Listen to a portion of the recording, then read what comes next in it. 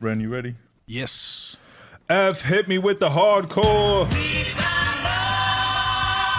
We got El Gringo Diablo, Ren Thomas in the building today. Jersey.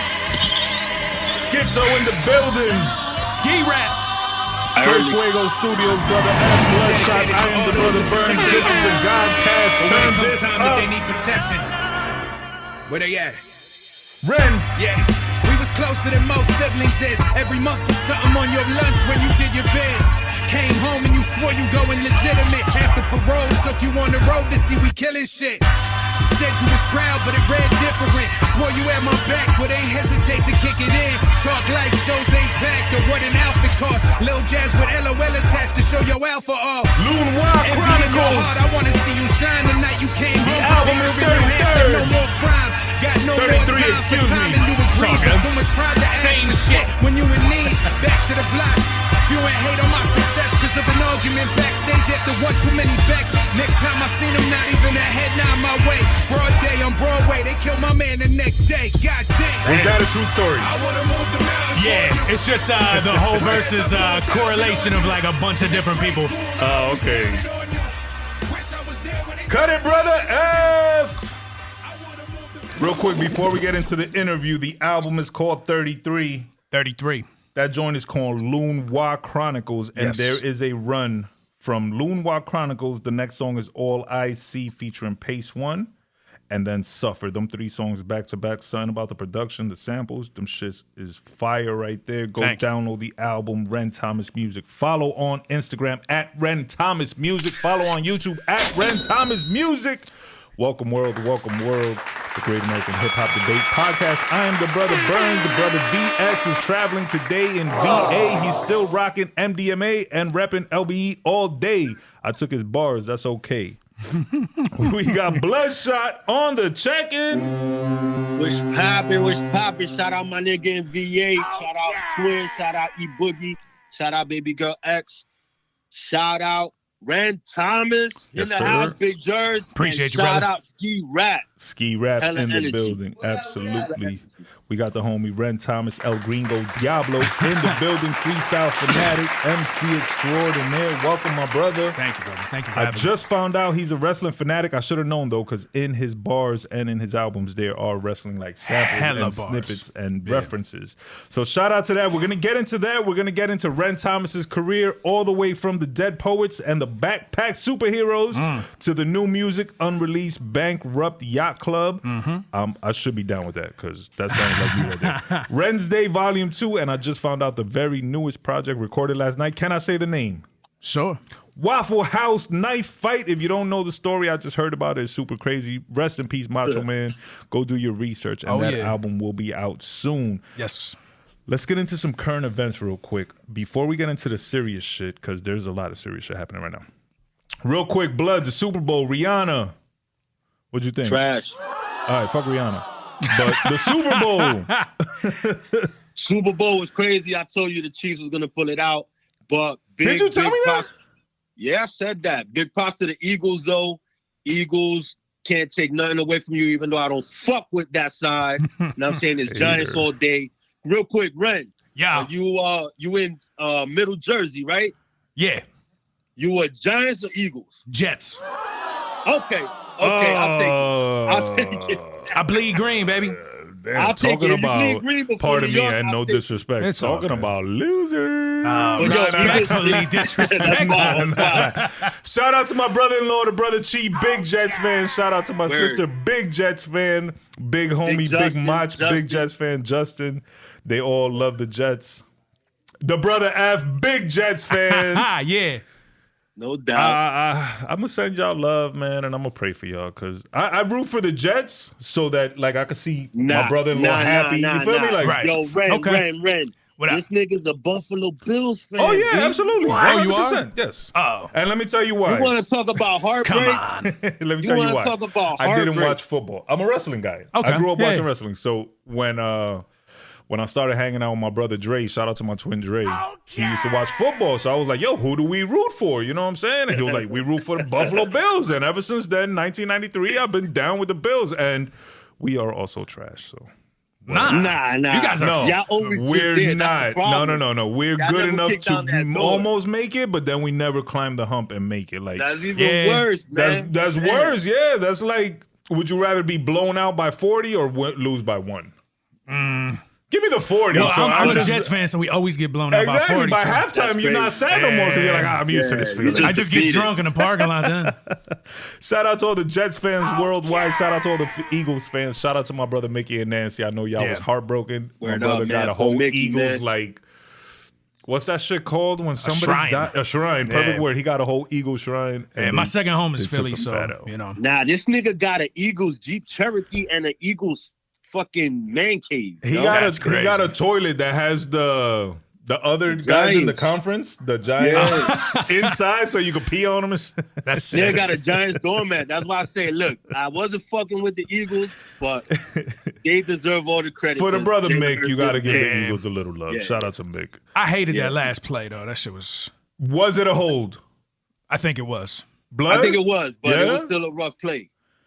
So I watched it. I with, don't know. I watched it with skewed eyes because I had money on it. On who? I took the Eagles. 37-34? Ooh. I did take them 37-34. You like me, you Ooh. fell for the bullshit script they Yes! put out. Yeah, that's It crazy. wasn't I Chiefs told everybody, 38-35. if That's you crazy. bet on them because I said the script, don't blame me. I Yeah. got it from Twitter.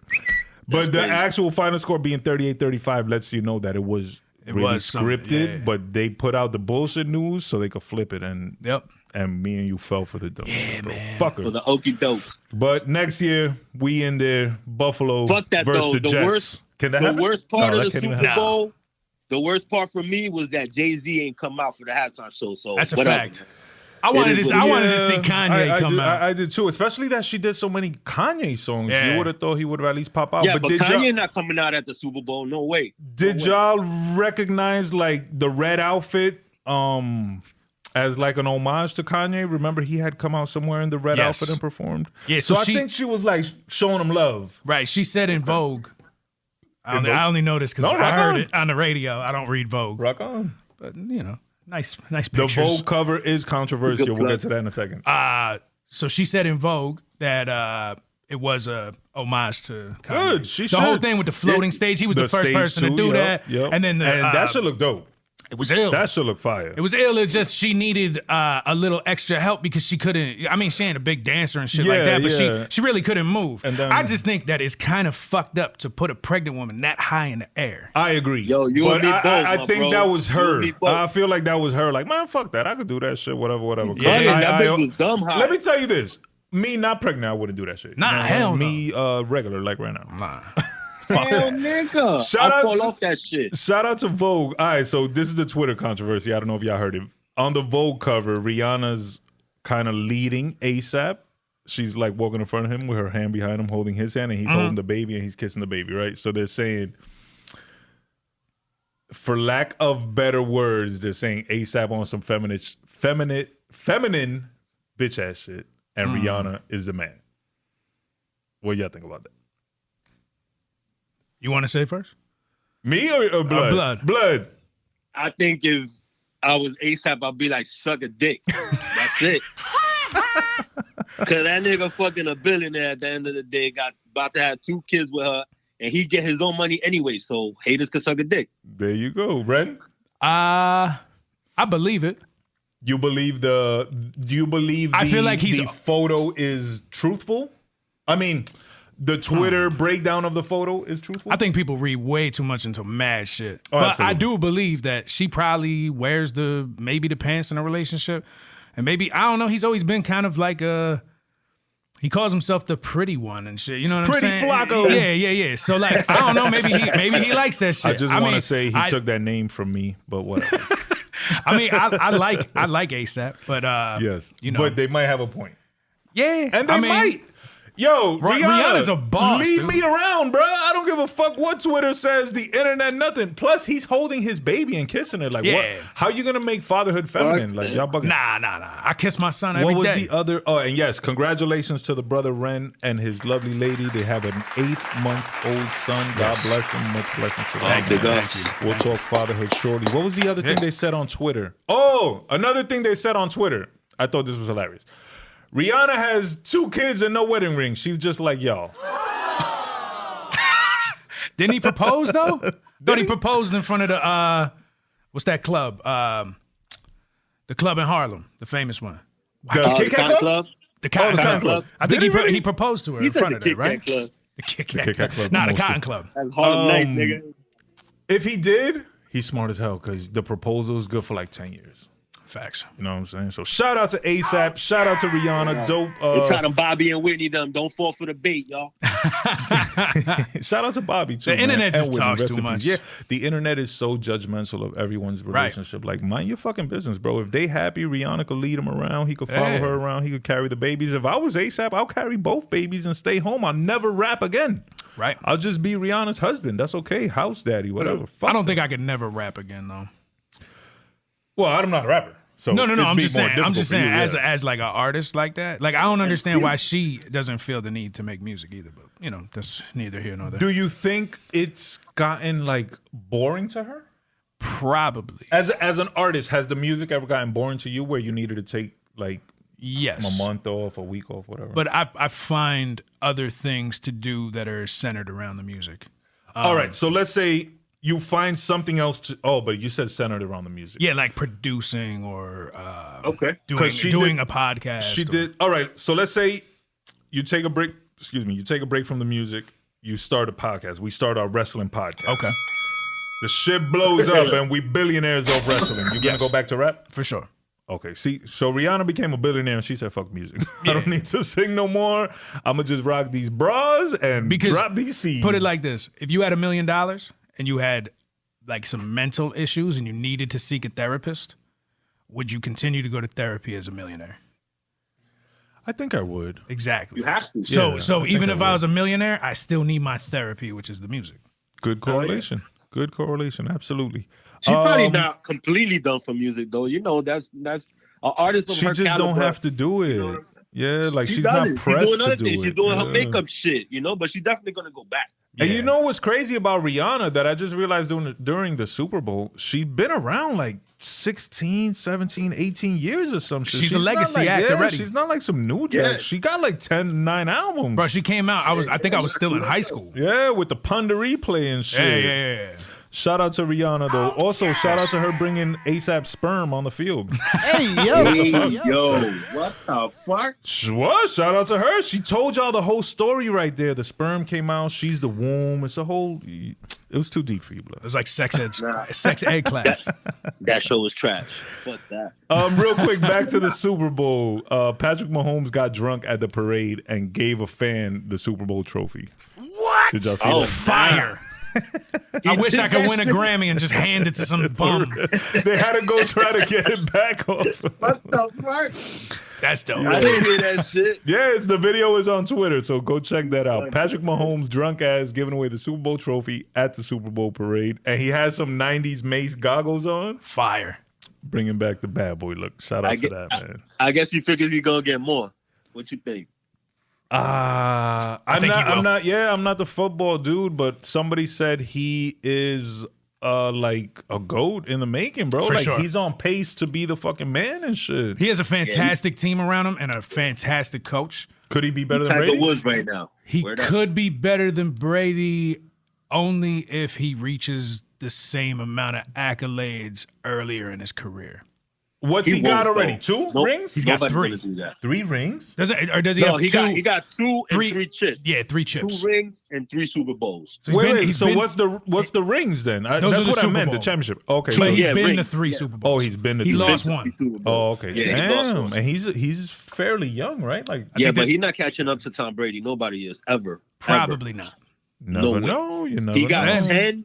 He got 10 Super Bowls and 7 rings, and with 2 different teams. Nobody's ever gonna do that ever again, bro. Right. Trust me. I don't know. That's MJ and LeBron. Nah, I'm Man. telling you. He'll do something different. Like he'll probably fucking break the throwing record and the fucking so rushing record. that's for in one sure. year, MJ and things like LeBron. that. He'll break something else. He'll break something else. So shout out to the Eagles though, man, in defeat. Shout out to the Chiefs in victory. Shout out Rihanna. Shout out ASAP. Shout out Valentine's Day. Everybody who went out there and had fun, did whatever they do. I don't fucking know. Blood, anything? No? Yes? For Valentine's, damn. Nothing. That shit came and went, son. Ren, anything? You know it's a tough time for me, yo. Yes, You I know. know. I spent some time with my lady, As it should and we hung out with our son, and we're going to Disney World next week. So Let's go. Yeah. Yo. Disney World's in Florida, out right? to Disney World in that. Florida, yeah. Nice. Shout out to that, man. We're going there for 2 days, and then we're spending like a week and a half out in Florida. So. Dope. Bloodshot is in Florida right now. Nah. Oh, where? What part? Shout out to that. I'm in paradise, quote unquote. Okay. But Is that a place? Yeah, not really. That's why I said quote unquote. Oh, okay. I seen Lloyd Banks at Disney, boy. So Yeah. somebody else is gonna go in there and be another lyrical assassin in Disney. Wait. Blood. Did you in Disney? Was that where that What? thing that you got hemmed up? Oh no, that was in at Universal. Damn, thank you for bringing it up, bro. I appreciate it. I never met nobody that got locked up in Disney World. That's interesting. Nah, it was but shit happens in Florida all the time. Yeah, Check Florida, the man. feed. But it's the Disney happiest World. place on earth. What you over there doing? You come on vacation, you leave on probation, you come back on violence. That's God fire. Can I damn. take that? Nah, that ass. It's not mine, but you can take All right. it. Absolutely. That's Straight hard. up. Shout out to anybody who ever got locked up in Disney or Universal Studios. Shout out to Blood for breaking records. Very quickly, The GOAT. there's a lot of crazy shit happening in the world. Ohio had a train crash, and there was like toxic fumes released into the air. And they did some shit. I think they set it on fire. Yeah, they tried But to do then a burn. Yeah. the element, whatever the fuck it is, let's say hydrogen, whatever, I don't know. It gets attached to the water. Okay. So when it rains, they're gonna get acid rain. Yep. On top of that, the water they already got now is fucked up. Like I seen somebody. So now Ohio is gonna have the same kind of problem that Jersey has all the time. Well, no, they said Ohio is the new Chernobyl. Chernobyl. Then a train crashed in Pennsylvania, leaking some more toxic shit. Then there's a plastic factory in Florida, is it? Somewhere on fire, burning plastic, releasing some more toxic shit. So are we fucked? Yes. Slowly. Yes. Blood? Yes. Yeah. Damn. But we're fucked anyway because we live in Jersey. Well, I think that's what's gonna save us. You think so? That we're just immune to it because Yes, we're born I here think with we just have terrible. the DNA of the Toxic Avenger. Right. So we will survive. That makes all sense. This bullshit. We used See, to they it. used to call us the armpit. Exactly. We used to the fucking toxic air, toxic water, The safest place. toxic women. No. There's gonna be like 11 rappers left. I'm gonna chart finally. Yes, let's go. I'm gonna start rapping. I'm gonna be the 12th. Fuck it. The battle for Jersey. Let's go, nigga. No, man. Shout out to everybody in Ohio. Prayers and thoughts with y'all. Shout out to everybody in Pennsylvania. Prayers and thoughts with y'all. And Facts, yo, shout out wherever that. It's that real factory serious. burning. It's more serious than we're even talking about. That shit can be seen from outer space. Yes. Yeah, it's It's a real big problem in Ohio. Prayers for them, and whatever else is going on, man. It's kind of fucked up time right now, man. It is, bro. So this might be stay this positive. would need to be fact checked, but I heard that there is a Netflix show that was put out last year. It's a movie or some shit, and there's a train crash Yeah, the in same that shit. city. I saw that movie. It's the in same that city? same city. That it really Yeah. happened? Yeah, Oh shit. It's in the same city, and the same Really? thing happens. It's in East Palestine or whatever it's called. Is it Do East you or remember West? the name of the movie? Nah, I never saw it. Yo, I heard nah, this. I saw it. You saw the movie? Yeah, I forgot the name of that shit though. But damn, Andre 3000 is in it. Matter of fact, Oh, so that should be easy to find. Yeah, if you Yeah. remember, send it over. I'd like to watch but that. it's a little corny. It's not even really about that, but it happens in the movie. That shit happens. Yeah. You know what I'm Well, saying? that's the point. They hide it in some corny shit, but remember, they're and when I say they're, I mean like Illuminati and the Satanists and shit.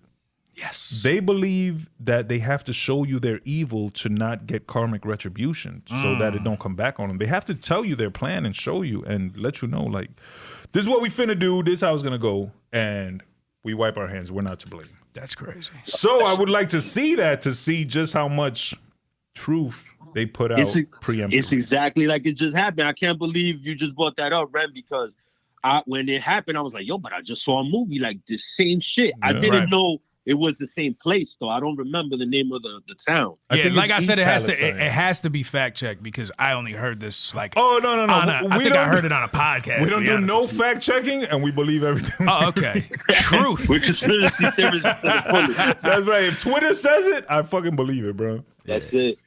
They said Silk the Shocker's the GOAT, so let that be known. Silk the Shocker. He had a Jay-Z feature. And he went platinum. It's facts. That motherfucker. No, I'm lying. The full sentence was Silk the Shocker is the GOAT of rhyming off beat. So, but at least he's a GOAT. Yeah, I'll take that. I mean, a GOAT is a GOAT. Let's get into an MC who does not rhyme off beat. He rhymes on beat, and he's killer, and he battle raps, and he beat 10,000 MCs in one day. I don't care if it wasn't at the same time or back to back. I'm gonna say that shit 100 times.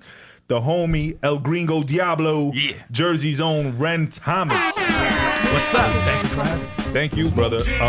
Ren, what made you want to rap?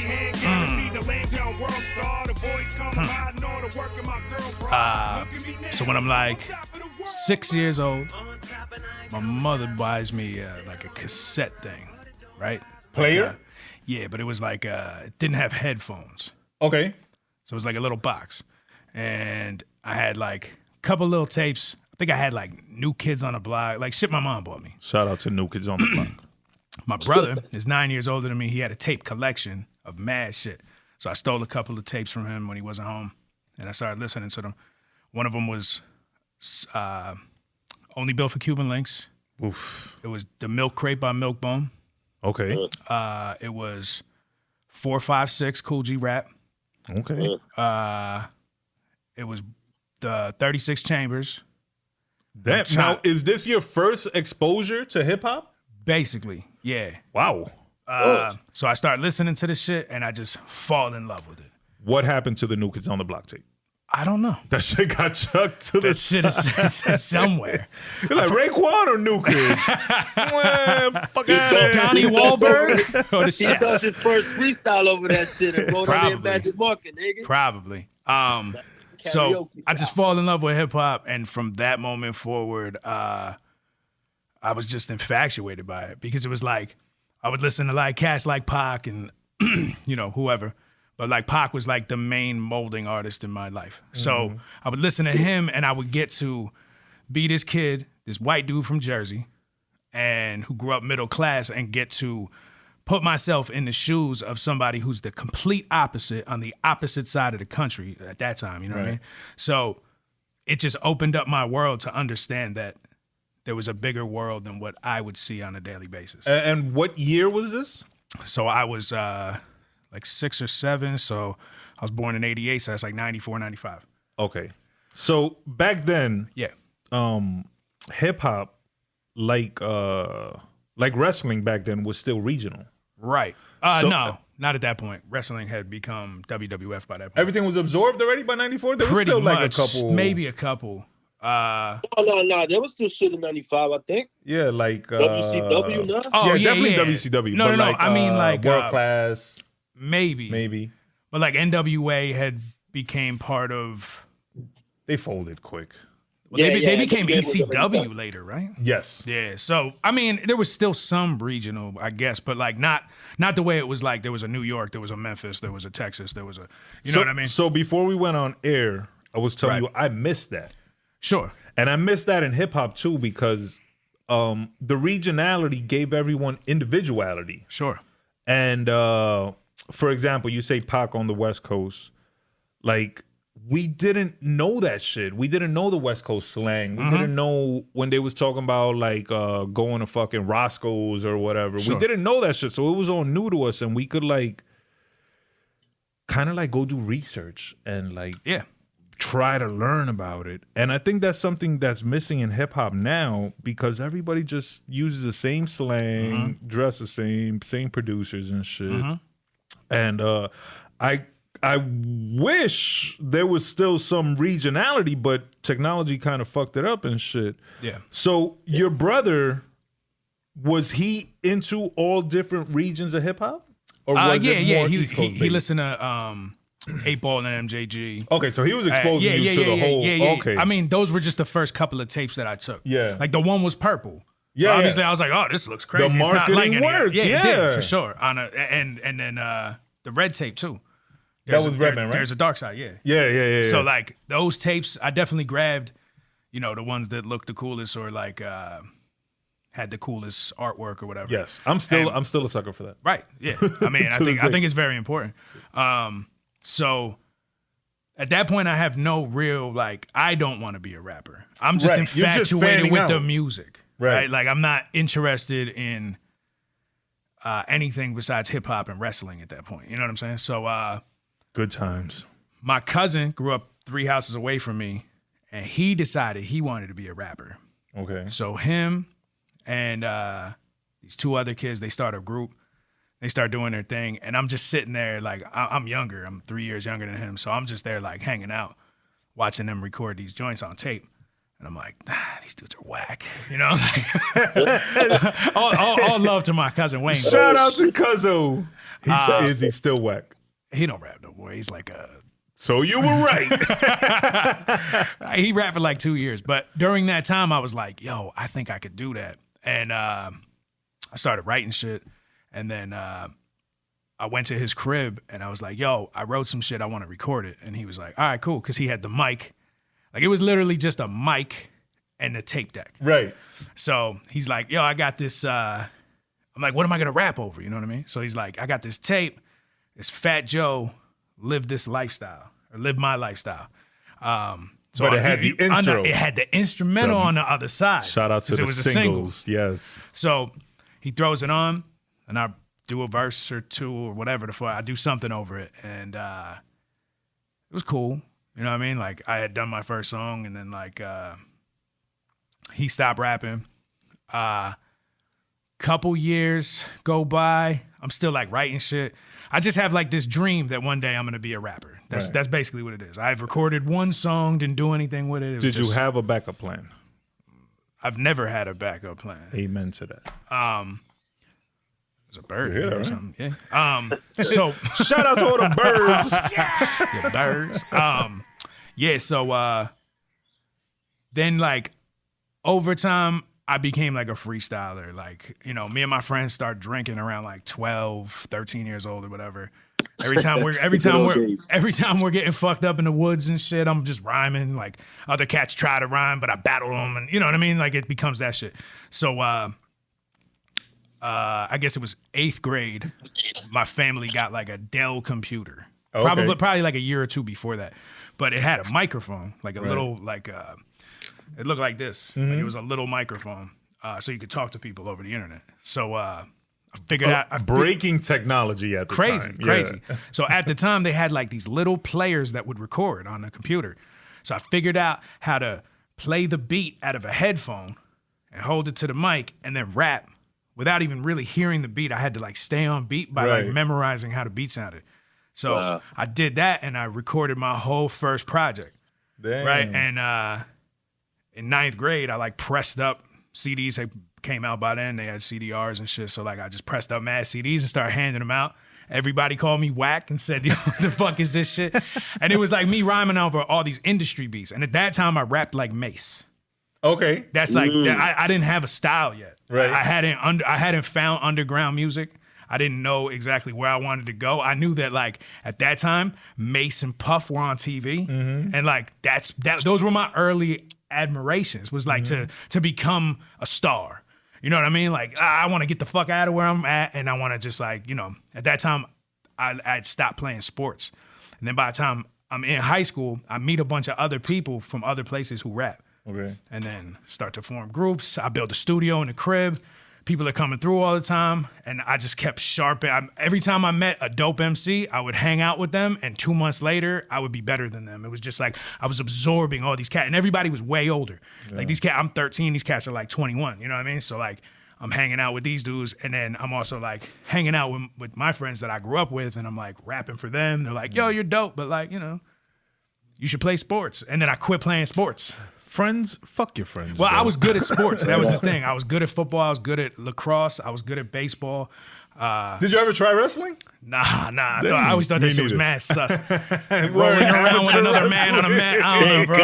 Like amateur wrestling. I'm gonna end up punching some. I don't know. It just seemed whatever. But shout out to all the wrestlers. Shout out to the ingenuity. Shout out to creating with nothing, and shout out to the only white guy in Jersey without a Beamer and a what's the bar? The only white boy in my hood without a Beamer or a trust fund. A trust fund. fund, yes. Yeah, because I grew up in a middle class area, so like my town was separated by like it's kind of like separated by these train tracks, like but a railroad. It's kind of separated by that, but because one side of the town starts on the other side of the tracks, but the one side is like all fucking big ass houses and rich kids who got Escalades on their 17th birthday, and then there was my side of town where we all like my first car was like a 98 Volkswagen fucking Jetta with like cigarette burns in the seats and shit. And I had to like work at ShopRite for fucking 2 summers to fucking buy it myself. You know what I mean? So like we grew up middle class. Like I ain't miss a meal. But Hoopties have character, bro. Right.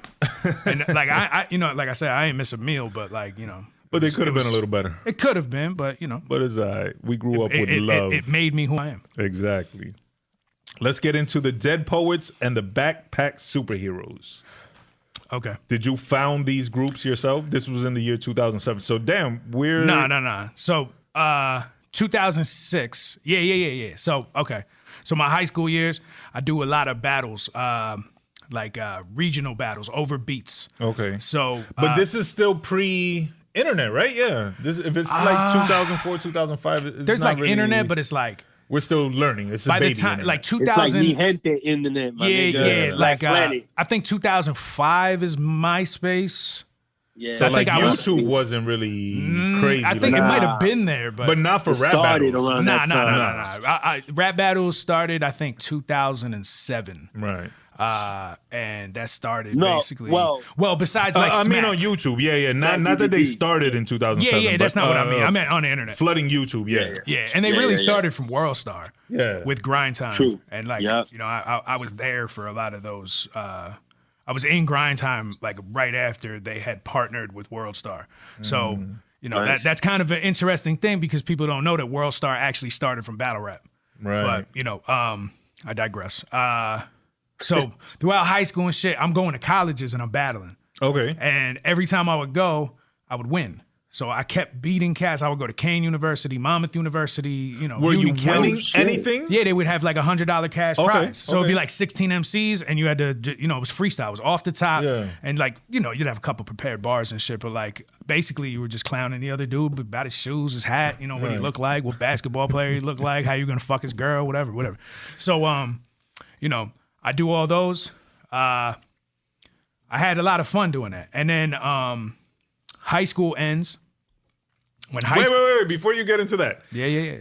Freestyle battle rap. Right. And you're clowning your opponent. Right. Did you ever correlate that to a promo? What do you mean? Like you know how in wrestling they do the pre-match promo? Oh. Did you ever see like this is, I'm gonna kill you like the Ultimate Warrior used to kill Hulk Hogan before the match? So not before the battle, but I had wrestler energy when I was battling. Yeah. I would scream and get in their face and try to shake them up so that when they went to rhyme, what I used to do when I was in When Animals Attack, I used to show up early and all the battlers would be back there and I would just start kicking crazy loud verses. And like to shake up whoever was there, so they would be like, "Damn, that dude's an animal." You know what I mean? So now, like, now you're I messing guess with their mentals. Yeah, that was a big thing with it. But That's so throughout high school, I keep rapping, and then when I was 18, I graduate. I'm like, fuck it. I couldn't find beats, which was the main thing. You couldn't find instrumentals, industry instrumentals, I wanted my or you own couldn't shit. find like a producer. I had like hung out with a couple of producers, met a bunch of rappers, and they'd be like, "Oh, this dude's dope." I would go check him out and be like, "He's trash." You know what I mean? So like, I never had production to pick from that was original.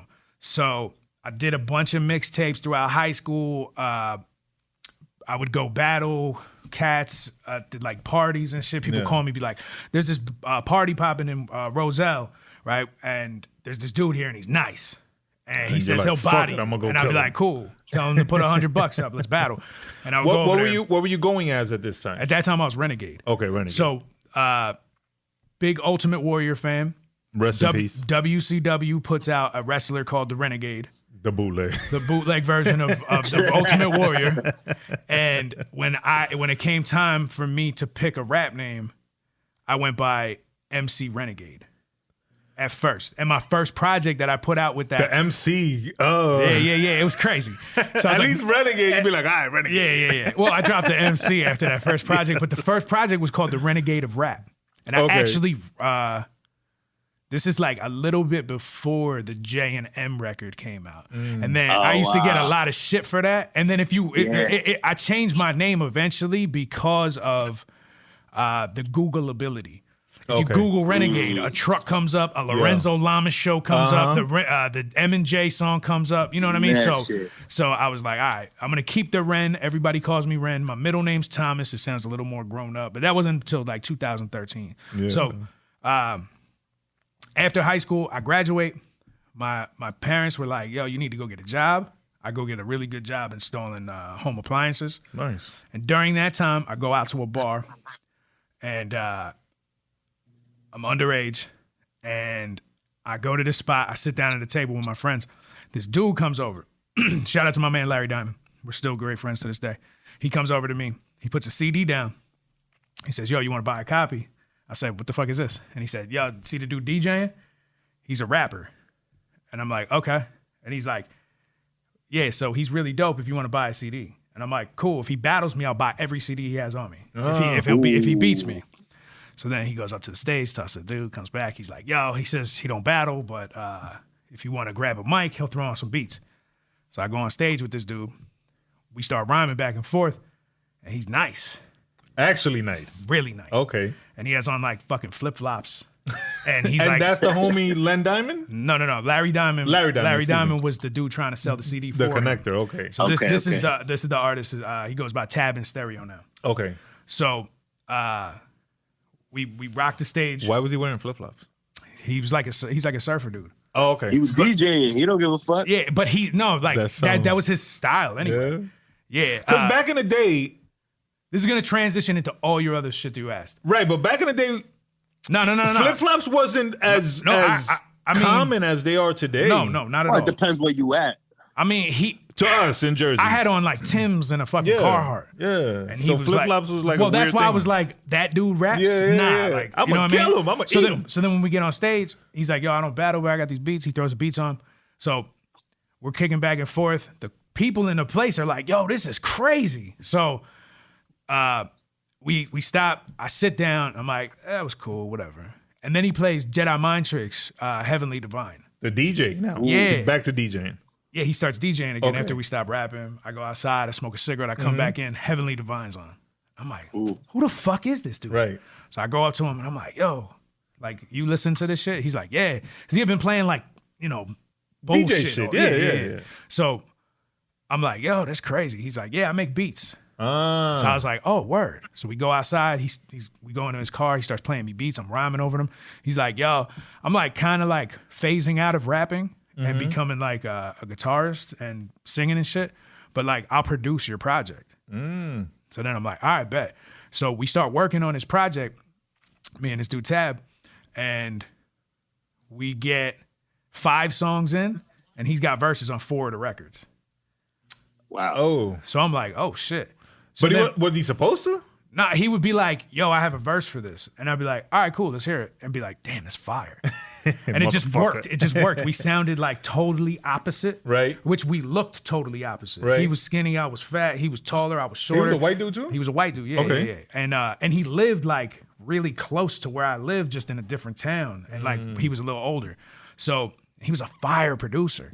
So we end up being like, yo, let's just finish this shit together. Right. And we'll put it out as a group. Okay. So he had a record called Dead Poet Society. And then I rocked on that. And then we were like, yo, let's knock the society off. We'll call ourselves Dead Poets. So we put it out. And off that, somehow we sold mad copies. We used to sell out this place called The Crossroads like every Thursday. Damn, it was crazy. Like people were just physicals, right? Yeah, CDs. So we sell mad copies. One day I get hit up by this dude who knows my brother, and this guy wants to sign us. So we got a record deal like off of our first mixtape that we had just made together. And then me and him, we did mad shit together. We ended up getting shelved around that time.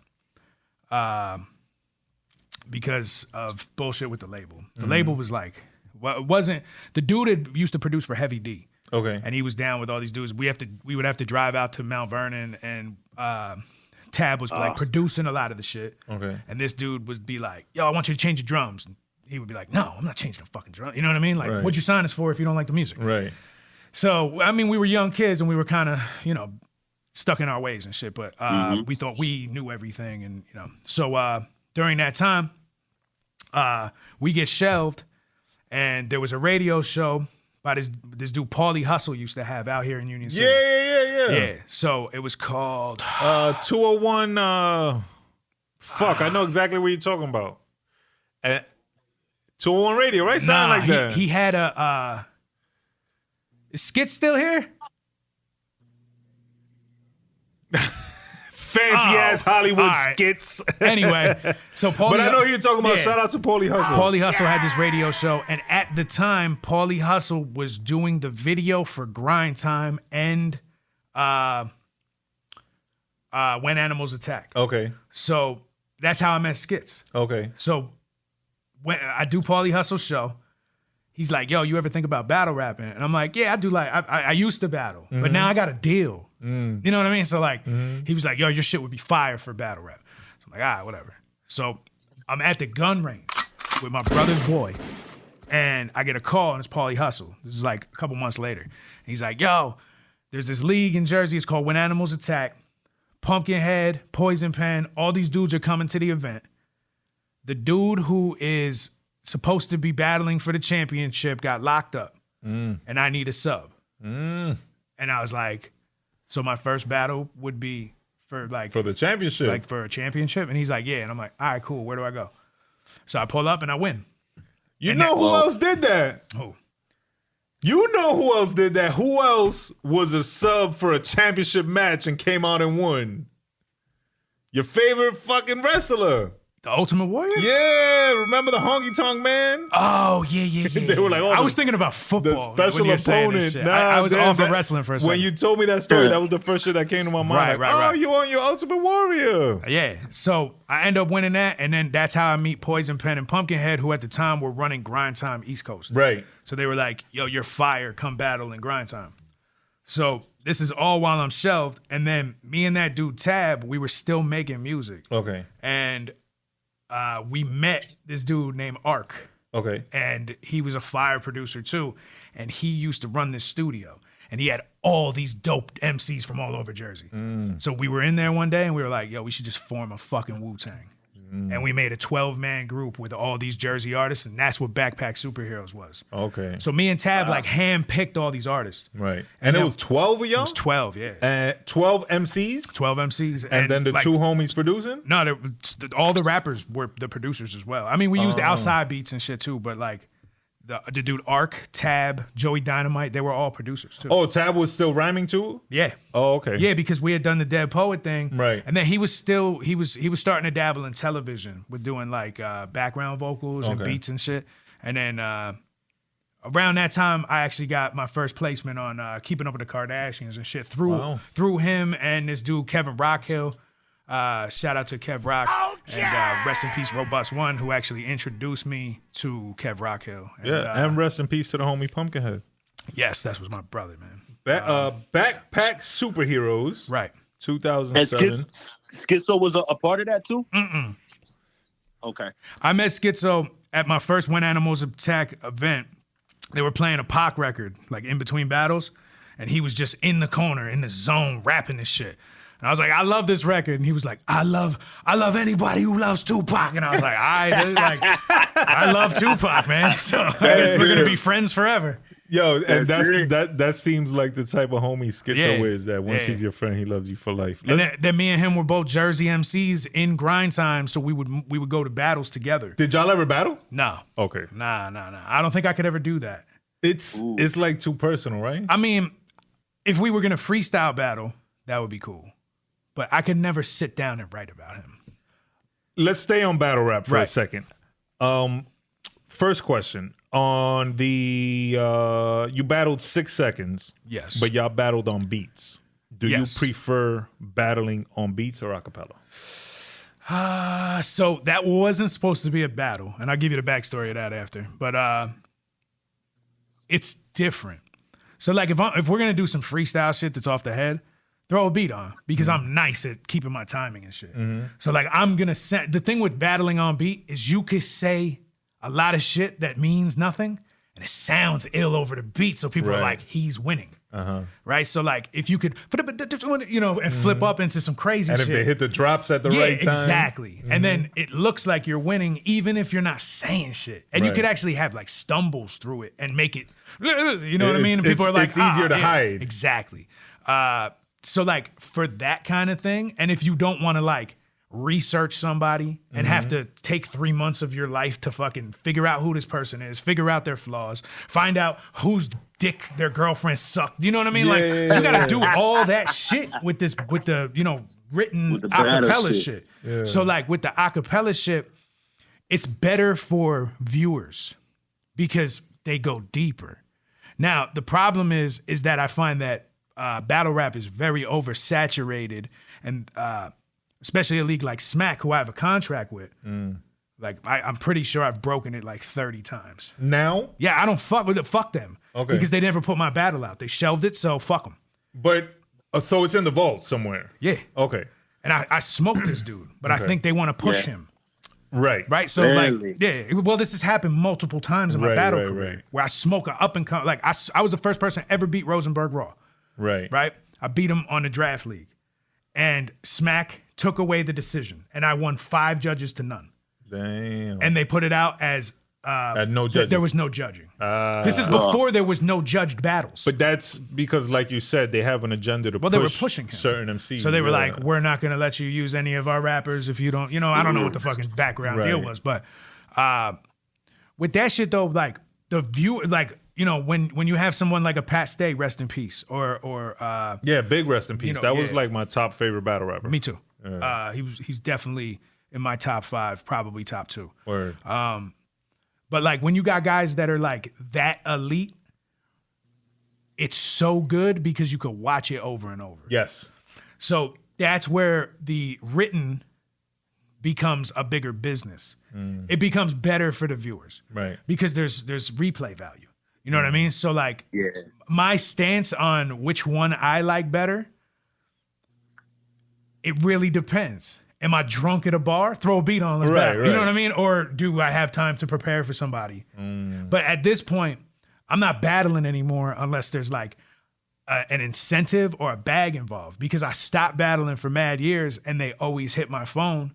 And then finally they hit me and were like, Smack wants you. I was like, all right, cool. I go into this tournament where the winner's supposed to win $100,000. This is what I'm promised from the beginning. I go there, I get battle of the night. I move on to the next round. I go to Arizona. I smoke the next dude. Then they bring me to Orlando. I smoke this dude. Then they cancel the tournament, take the top 3 picks and put them up against fucking some dudes that have been in the game forever. And the rest of us get shelved. Oh, no. So fuck that, dude. Are you still under contract with them? I don't know. Technically? I guess. But I have my lawyer read the when they paying you? No, there was clauses in there about payments, but it's only when I take a battle. So they've offered me 2 battles since. Right. And I said, what's the bread? And they're like, oh, we'll cover your hotel and your airfare. And I was like, cool. And what are you putting in my pocket? Yeah. And they're like, oh, nothing. You're a newcomer. And I'm like, bro, I've been undefeated for fucking 20 years. Yeah. What are you talking about? No respect, man.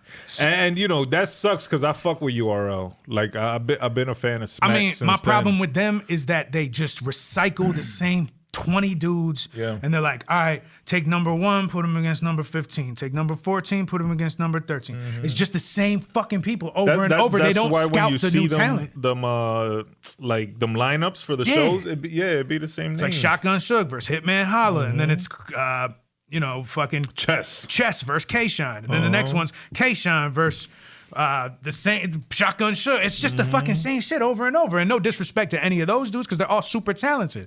It's just I just feel like there's no new crop of talent. Maybe the battle, because what it is now is all the battlers that come in just sound like somebody else. Yeah. What happened to going in and having your own fucking style? And that's the problem with hip hop in general. Yes. Absolutely. Yes. You know what I mean? That goes back to the lack of regionality. Everybody's fucking sharing the same sauce, basically. Right. The last 5 to 6 years, everybody raps like Conway. Yeah.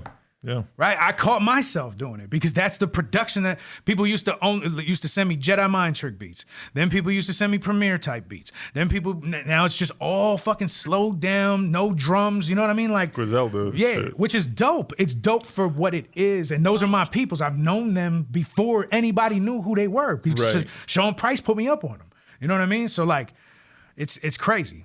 Yeah, but nothing can be dope if everybody had like Yeah, it's dope for can them. do it. You know Yeah, what I'm exactly. saying? It's dope for them. Right. Shout out to Pat Stay though. Who do you consider your other favorite battle rappers? Let's see. Swave Seva's definitely up there. Team Homie, right? Team Homie. Those Shout are out all to my that. brothers. And if I had continued battle rapping, I probably would have been Team Homie. My first grind time battle was against P Stacks, who was part of Team Homie. And they hated me. And then after the battle, they were like, yo, you're dope. And then like we all became super cool. That's what's up. Pumpkinhead, rest in peace. Rest in peace, yes. Shit, man. Marv 1. Marv won. Yeah, he's actually on my new project. Surprise. Real Deal. Real Deal's fire. Dope. Money Bags. Money bags. I mean, I'm probably going to be biased because I know a lot of these dudes. What do you think of the homie Real Sick Nice. out of Jersey? I was at his first battle. Yeah, dope. Shout out to him. Yeah. When he battled, it was a Jersey league called Put Up or Shut Up. Okay. And I was there and I was like, that dude's a fucking monster. He's Yeah, real. out of all the so I think battle rap had like a golden age a few sure. years ago. Like you said, like 6 or 7 years ago, it started phasing out. But when Pat Stay was on top, Goods, DNA, Hollow. Hollow's probably on my top as well. Yeah, I think Hollow's up there too. Yeah. K-Shine. Big K. When they were all Big K, yeah. Yeah. When they were all like, I don't know, the top, I guess. Like they was the ones on the shows. Right. The brother Cortez too. Shout out to the brother that's Cortez. my man. That's when I got super into it. Like I used to fall asleep listening to battle raps. Right. My ex-girl used to hate that shit. But then all of a sudden it got like It just got watered down yeah, somewhere. it was became no about the longer money. interesting. Yeah. Because when you come up and you're a battler like that, you do it for respect, right? That's what all of us MCs start out as. We just want respect, right? We want you to be like, his pen is dope. Yeah. So these dudes concentrate on that for years, and then money gets involved. And then when the money gets involved, it's like, all right, now it's just a job. Yeah. Right? It's not about respect. I got the respect. Everybody likes me. Everybody knows my name. They're going to show up. They're going to cheer for me. So Let me ask you give something. them- Do you get paid if you lose? In battle rap, yeah. Regardless, you get paid. For like the major leagues, yes, Yeah. definitely. Yeah. Do you get paid more if you win? I think they do like a battle of the night, Bonus or something? some shit like that. I don't know how they do it. I think they do it like UFC kind of shit. Like, you know, you have the fight of the night, you get a little bonus or whatever. But sometimes like a famous person will show up at the event. Like I know Puff showed up during the T-Rex DNA battle. Yeah. And he was I like, remember that whoever one. wins this next round, I'm giving them 10 racks. Yeah, you know, yeah, there's yeah. shit like that happens. But now like Drake's involved. Yeah. You know, there's just like, there's a lot of, It's crazy. it's becoming a business, It's but then saturated. it's very oversaturated and underwhelming. And now it's getting political. Sure. Yeah. It's always been political though, ever since the fucking beginning, dude. Would you go back to battle rap? For the right bag? For the right bag or the right opponent. Who would you want to battle rap? I want Glue Easy. I called his Really? name out on Smack for 2 years. Glue Easy. Year 3, we calling you out. Come get it, Shay. It's like he took my face and made it look like shit. El Gringo Diablo is calling you, and he gonna tear you up. Yeah. So the So 6 seconds battle where we started. I'm Yeah. sorry, I'm long-winded. No, Sometimes. it's okay because I'm very passionate My about all second this shit. question was gonna be how much time do you dedicate to researching? But you said it takes about Right. 3 months. Well, so it- you're answering all my questions before I ask Yeah. them. So rock on. basically, it depends when they. So they might be like the battle's a month out, or the battle's 2 months out, or it's 3 months out, or it's 6 months. Or it's next week. How do you research like? Basically, watch battles. But all right, so Or you there's watch battles, but then you don't get like the mega T, like the Nah, dirt, yeah. the dirt. Well, when you're involved in so the how do you scene, go into getting the dirt from other battle rappers? It depends who it is. So like if it's a New York MC or a New Jersey MC, I can find out about him because I've been a part of the scene. Because so you're in the circle. We'll be like, oh, that dude was standing behind him in that battle. Yo, you really know this dude? What you know, man? You know what I mean? But like, I don't like to do that. Right. I'm not trying. I fucked up this one dude's career, and I feel kind of bad about it. Like beyond repair? Yeah, he never came back to battle rap. Oh, I gotta hear this story. So Papa Doctor. basically, he was cool with this other dude. They used to be around the scene. And this dude had been calling my name for like a couple years. And I kept saying, no. So then he beat a big dude. Okay. And I was like, oh, wow, that was kind of ill. But then I find out that Cortez wrote his shit. Boo Right? that. Real quick, brother Core, I love you. You still owe me a battle. That's my man. Oh. Me and Cortez been cool for years. But Nah, Core been up here. He wasn't ready for I me. got to talk to him next time. I want to know if that's actually true. I said it in the battle, but whatever. Shout out to him. He working with Crisis. He's in the lab right now. They got a new album coming out. Yes, and shout out to Mama Cortez. She just beat cancer. So prayers to her and Oh, big wow. props to that. Big Word ups. going hell yeah. That's fine. bless. My sister beat cancer. Yeah, shout out to her. too. Fuck Word cancer. going. Yeah, Word fuck up. that shit. Yeah, so I battled this dude. His boy that he used to run around with hits me up like on Facebook or some shit. And he's like, yo, I'm gonna tell you some shit. So he's like, yo, dude, his best friend got murdered. And he went and stood. He was there and he stood up and was like, yeah, that's him. So his man got killed. And in retrospect, I'm a civilian. I'm also civilian. But wait. His man got killed, and what? He testified against the killer? Yeah. But he was a civilian? Yeah. But he was a battle rapper. Yeah, but battle rapper don't. So I exposed the whole you can thing. be both. I exposed the whole thing that he, Cortez wrote the last shit that he did. See, that's a violation. Right. In my. And then I was like, your man died, he cried, went to court, testified. Now if he shows his face in Staten Island, licks ain't coming back alive. And the dudes who were peoples with the dude he put in jail were in the crowd. Oh, shit. And they didn't know that. Oh, shit. It became a whole thing. Yo, battle rap is dangerous. Yeah. Yo, that was the same night that they chased down Bill Collector. Was it Bill Collector? I think it was. That he got jumped by Hitman it was the Holland's same night. people? I was the first. You know what's crazy? I was the first battle ever on pay-per-view. Oh, shit. Me and that dude Licks, we kicked off that event. Where it was the first pay-per-view that was ever done. It was done by Grind Time. Wow, shout out to that, man. So I'm the first battle rapper to ever be on pay-per-view. Shout out to To that. have a win Yes. as well, because I beat the dude 3-0. Hell yeah, as it should be. That is a crazy story, and I didn't know battle rap was that dangerous. So yeah. the 6 second shit. Can you pass that to my lady? Absolutely. So Hold on, I should have known battle my bad. rap was dangerous because I've seen Math punch people in the face. And a couple others get snuffed out. Have you ever wanted to punch somebody while battle rapping? no. Okay. Nah, because you kind of you like gotta go into it being like, all right, they're gonna violate. But how much violation can you take? Don't touch me. Okay, because that's what I've always said. Like, I can't, I'm not a rapper, so I could never be a battle rapper. But if I was, just don't touch me. Yeah, I've been in physical altercations over battle rap, not professionally. But Over battle rap, not professional. so like So, at like, a you've been- party, okay. like a frat party. Okay. Like I would go to like Rutgers frat parties, and I would have a couple of drinks, and that's all I would look for. Battle rap. Them dudes over there smoking an L, I know one of them's gonna start kicking a verse, right? So I just go over and they'd be like, "Yo, skip it, dip, dip, dip," and I'd be like, "You're a fucking bitch," you know, like them shoes suck.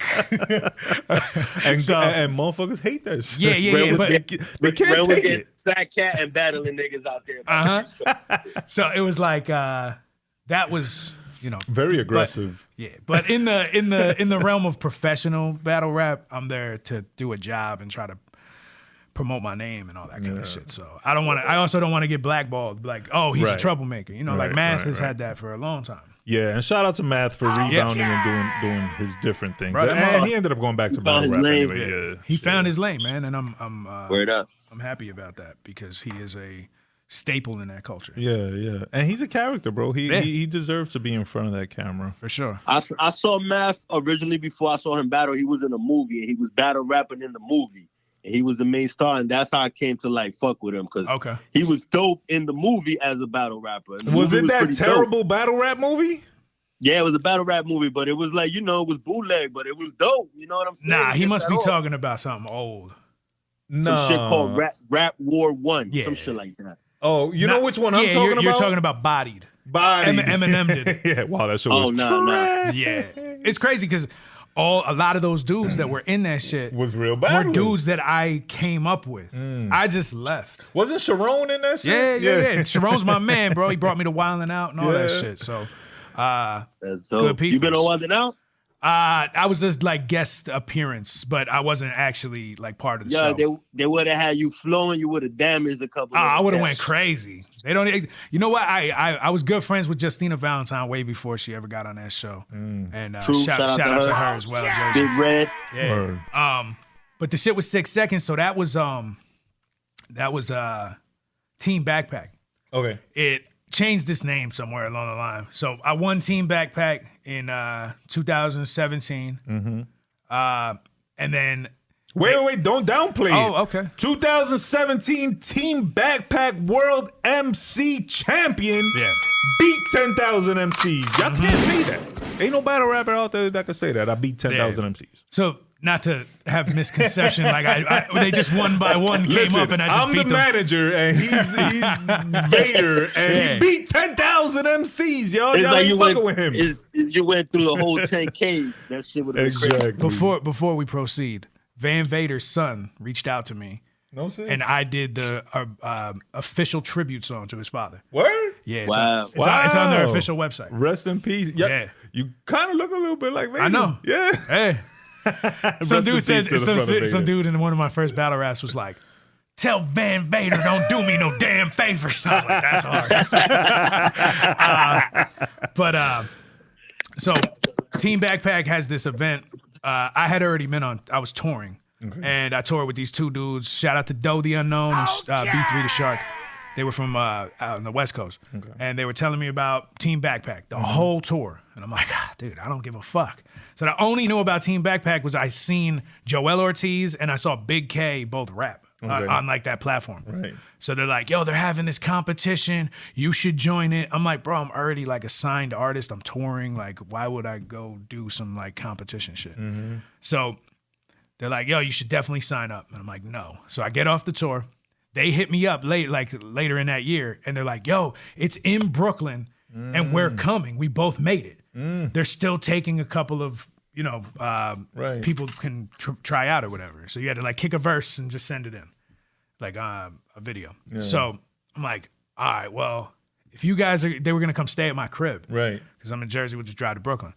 So they didn't have to get a hotel or whatever. So I'm like, all right, I'll just do it. Fuck it. So I do it. And they hit me back and they're like, yo, we know who you are. We'd be like happy to have you. So I'm like, all right, cool. So 10,000 people submit. They pick 600. Okay. So the first day, 600 MCs, one by one, go on stage and kick 16 bars. And the next day, they narrow it down to 12. Oh, wow. Hell no. It was crazy. So check this out. One verse? One verse. Ooh. So you really had to shine. Yeah, that's tough. So like I came out, they dropped the hardest beat, and I was like, "Rest in peace, Sean Price," and the beat dropped, and I went crazy. So and rest in peace, Sean Price. Yes. That was my big brother. Man. Yeah. Like I fucking can't believe that shit, bro. I talked to him the day before he died. Wow. Yeah, I was supposed to meet him that night. And he died naturally, right? If I recall, it wasn't violence. No. It was had some health shit. Like health, yeah. Yeah. Rest in peace to the bro, for sure. For sure. So that's still crazy though. 600 MCs down to 12. Like my brain is not letting me do the percentage right now, but that's just like 2%, 3%. Yeah, it was kind of wild. That's crazy. So what they did is it was a big ass warehouse in Brooklyn. It was a really dope event. So you would rock, and then you had to come back the following day to find out if you were a part of the 12. So it was that's fucked up too. It was a Friday. I had a show Saturday in Connecticut. Jesus Christ. I was about to say Ohio. Shout out to Ohio. Prayers up. Yeah.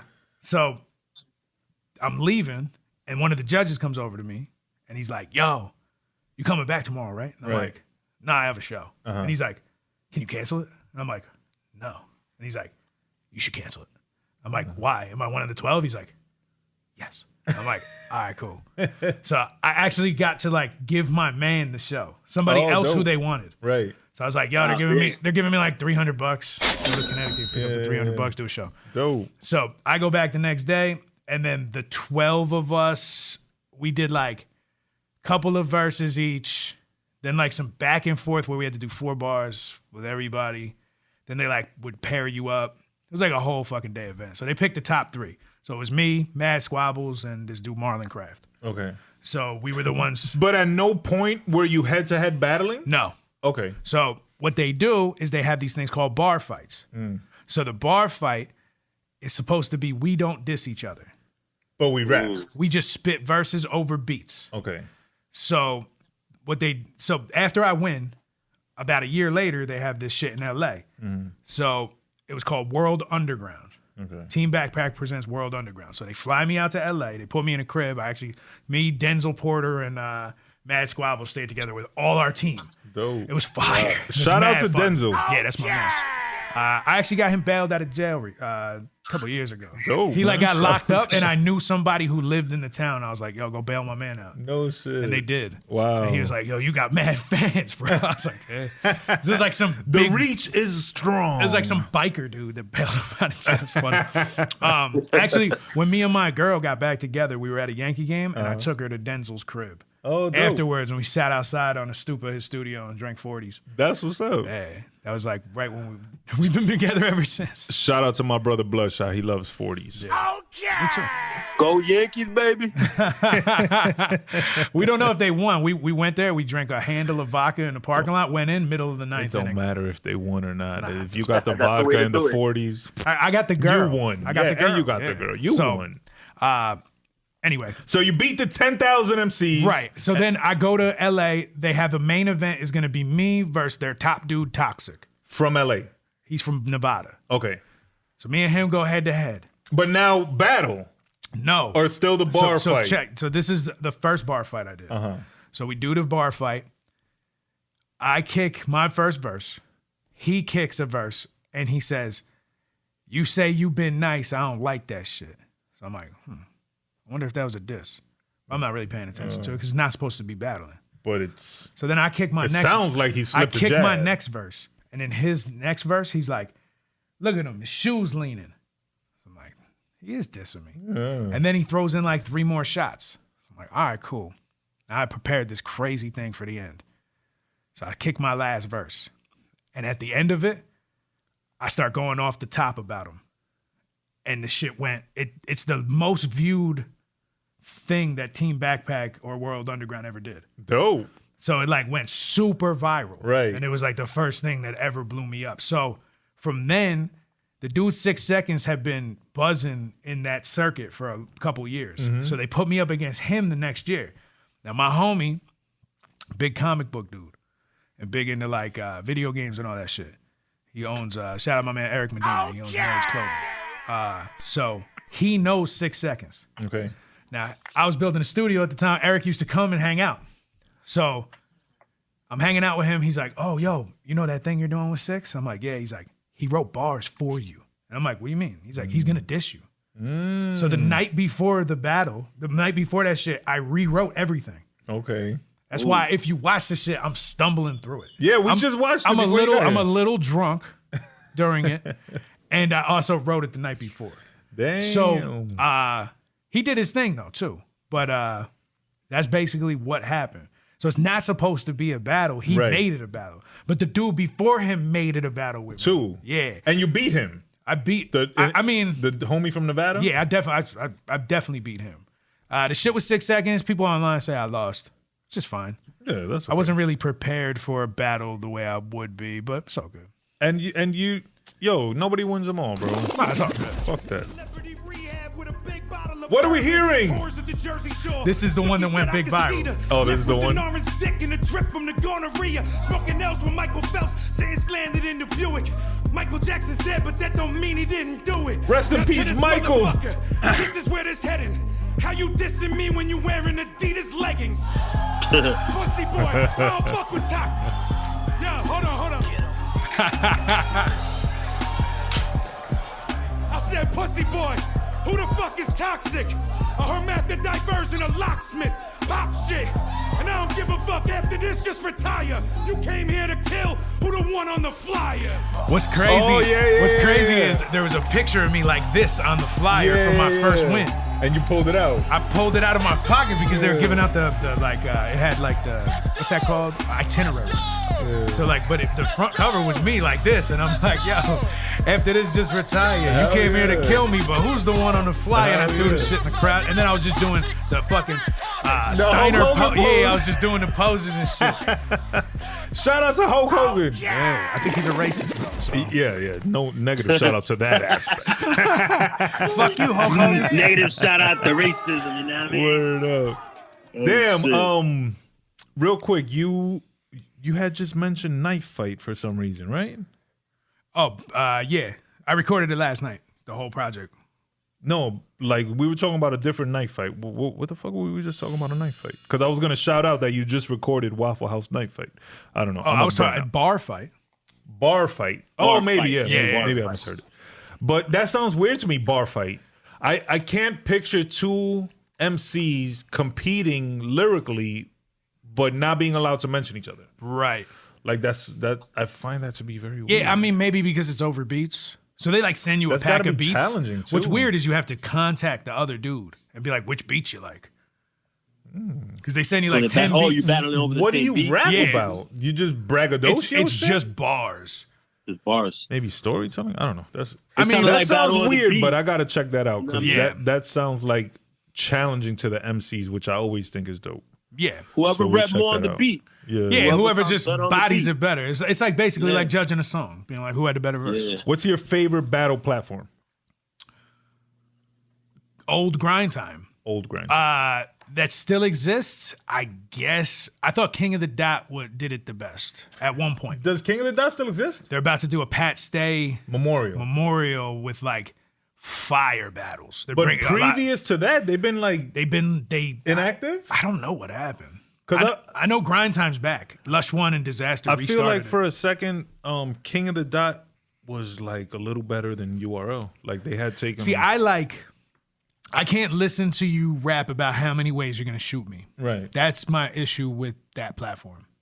With Which is URL? cool. Which is cool. That's fine. Like everything's not for everyone. The gun bars.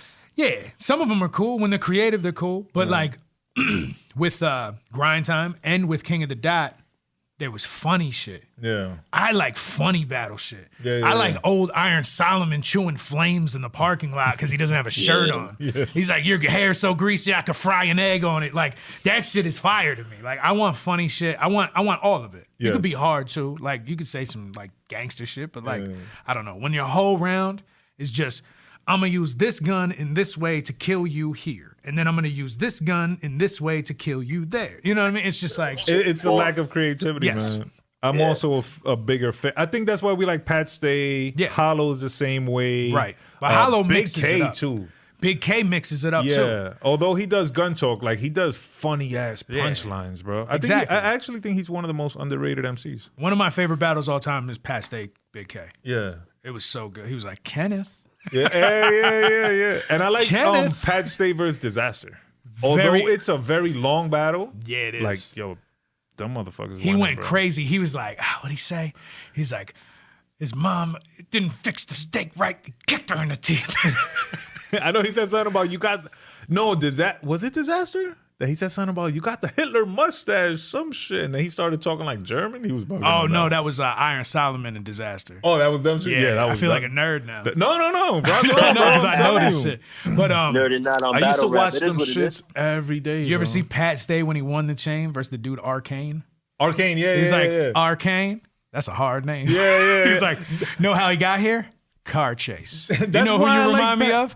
Scarface. That's why I like Pat Stay, because he would just talk to him. Yeah, it's just and then he would get into some like real ill shit. He was fire. Who was it that he battled? Oh, what's the homie's name from Jersey here? Arsenal.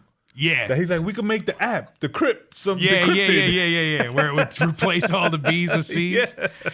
Little creative shit like that, I think be better than the threatening rap. Right. Which is why I like Real Sick. I like him on that platform because like he's doing like he's doing different shit. So, Yeah. you know. We had my bad, blood. Real quick, we had reached out to the homie Real Sick. We got in contact with him, so we're trying to get him up here. So shout out to the homie Real Sick. Go ahead, blood. My bad. One of my favorite artists is like a little bit different, but still smooth with it.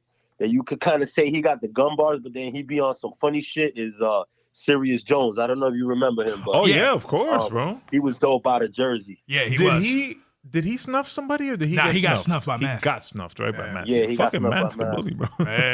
Yeah, Math is a bully, bro. But Isn't Sirius Jones coming back? No, Hitman Hollis coming back. Yeah, Sirius Jones is locked up right now. Is he really? Yeah. Hold your head. He ate gin, yo, and like gin never recovered off that shit. Like Jim was signed a Rough Rider and everything. He said you one of the Rough Riders riding on the back of the bike. But Jin, I think, made a great point in that battle when he was like, well, I could be wrong if it was that battle or not, but he was saying some shit to the effect of, y'all can make fun of me being Chinese, but if I make fun of y'all being black, like y'all gonna kill me. Like for real, kill me. So he kind of was handcuffed and shit. But maybe. No, but Sirius Jones still killed him because Sirius Jones was a beast. He didn't even kill him with like Asian jokes either. He was just funny, bro. Yeah. Shout out to that. The one Asian joke though that he said something about him eating dog. I was like, nah. Yeah. I'm gonna go out on a limb here and I'm gonna say something y'all might or might not agree with this, but I think there was a battle rapper who was dumb overrated, and it was the homie Blind Fury. I don't want to shit on him, but I just think he was overrated. I mean, he wasn't necessarily a battle rapper. He was more like a freestyle. He makes fire country music now. He should. That's real. I shit, feel like that's really. Yeah, but he's should. a very good freestyler because there's no other way for him to rap. Right. Exactly. Because he's blind. Yeah. So he can't write it But down. I think the blind, like, I think if I spit them same bars, people will be like, I mean, he killed on 106 in Park. Shout out to 106 in Park, man. That was a very like groundbreaking shit they did on a national platform with that Freestyle Friday shit. And a lot of people came up off that, man. Yeah. Shout out to that, bro. That shit don't exist no more. 106 in Park, TRL, none of that. I used to go home, watch more. TRL, then 106 in Park, then The Basement. Hell yeah. my Damn, whole The day. Basement was the best shit, bro. The Basement, damn. Shout out to Big That was Tigger. my whole day. Let's My get shit into was hits from the street. Oh, yeah. That dude was funny. Hits from the streets with the crazy skinny guy. Yeah, he was funny as hell. Shit. Hell yeah. Oh, man. My shit was Tom Green. That was good too, yeah. This nigga said Tom Green. Let's get into some You know of the Tom albums. Green was a platinum selling rapper before he was a comedian? No real shit. like Yes. like he really Yes. tried in Canada though. Yeah, he was platinum. In Canada or Yes. here? Oh, He sold shit. the most rap albums until Drake in Canada. That's Really? crazy. Yeah, he was in a group called Organized Noise. No, Organized Noise was the you what's got the homie? you got to look it up. He was Was in the it. homie Farrell Munch. Yeah, Farrell Munch. Yeah. I'm bugging. Imagine You know Tom who used Green. to rap too? Tom Green Tom Green and Farrell Munch. Munch. That'd be sick. Simon You know who says. used to rap too? The boy Max Kellerman from ESPN. Oh, I He was seen a that. rapper. Really? What? He was in a group with somebody. Was it Alchemist? No, that's Scott Kahn was in a group with The actor. They were Scott called Kahn, they were that's called the crazy Hooligans. too. Yes. Yo, that's funny, bro. That's crazy shit. Let's get into some of the Ren Thomas projects real quick. Make sure you're following Ren at Ren Thomas Music on Instagram. Make sure you're following the YouTube at Ren Thomas for the music and at Ren Thomas for the music videos. Follow both, support both. He got a bunch of projects out. He got a bunch of videos out. In let's see. In 2015, you dropped Don't Be Mad. Right. In 2017, you dropped I've Been Nice with a track produced by P-Rock. How did you get a track produced by P-Rock? Shout out to the legend. This is it's a wild story. So I signed with Sensi Star out in Philly like 2015. Me and Screw Tape did the project Don't Be Mad. We were pushing that real hard. We went on tour. We got back from being on tour. I won Team Backpack around the same time. All this shit kind of lines up together. So I win Team Backpack when I get back from that tour. And then I start working on this project. I do like 2 or 3 songs for it. Sean Price is coming to Linden, New Jersey to do a show. Shout out to the IOC homies. Okay. So they were putting it together, GAHHD Cast, and shout out Sun Lo, and they shut the shit down because they said it was gonna be too wild.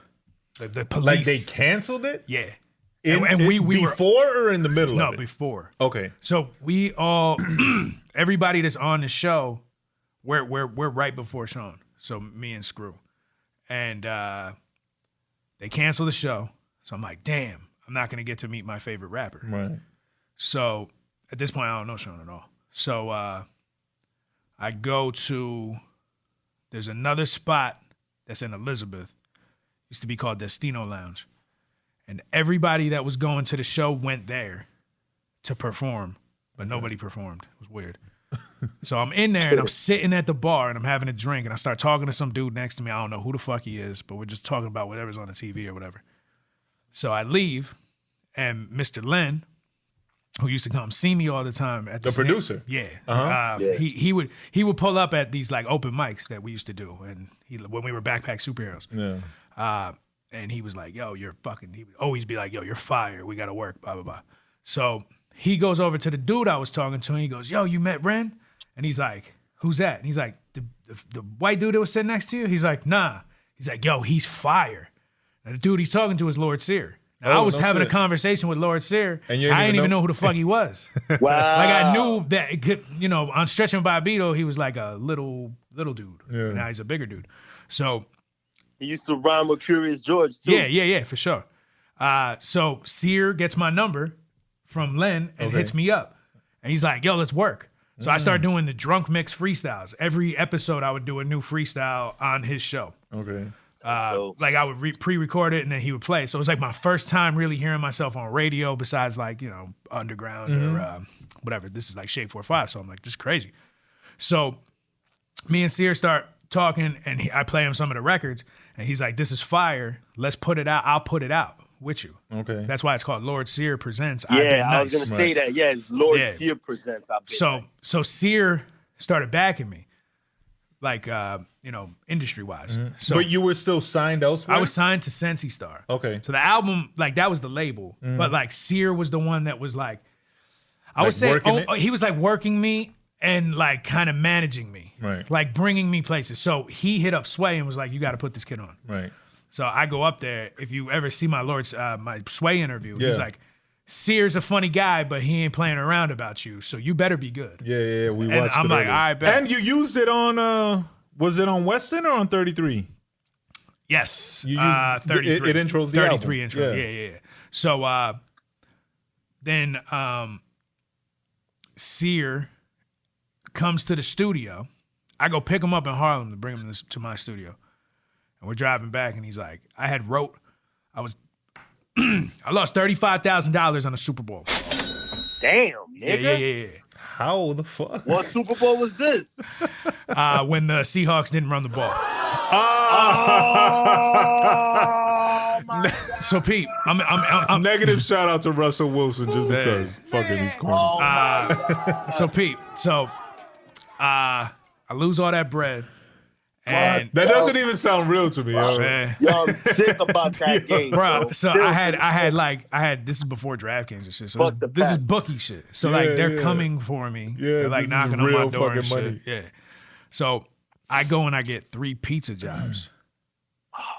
So To try to make the 35 stacks real quick? yeah. So I'm working these pizza jobs, and one day I get like inspired and I start writing on a pizza box. I've been nice ever since I stepped, So I write this record on a pizza box, and I pick up Sear the next day.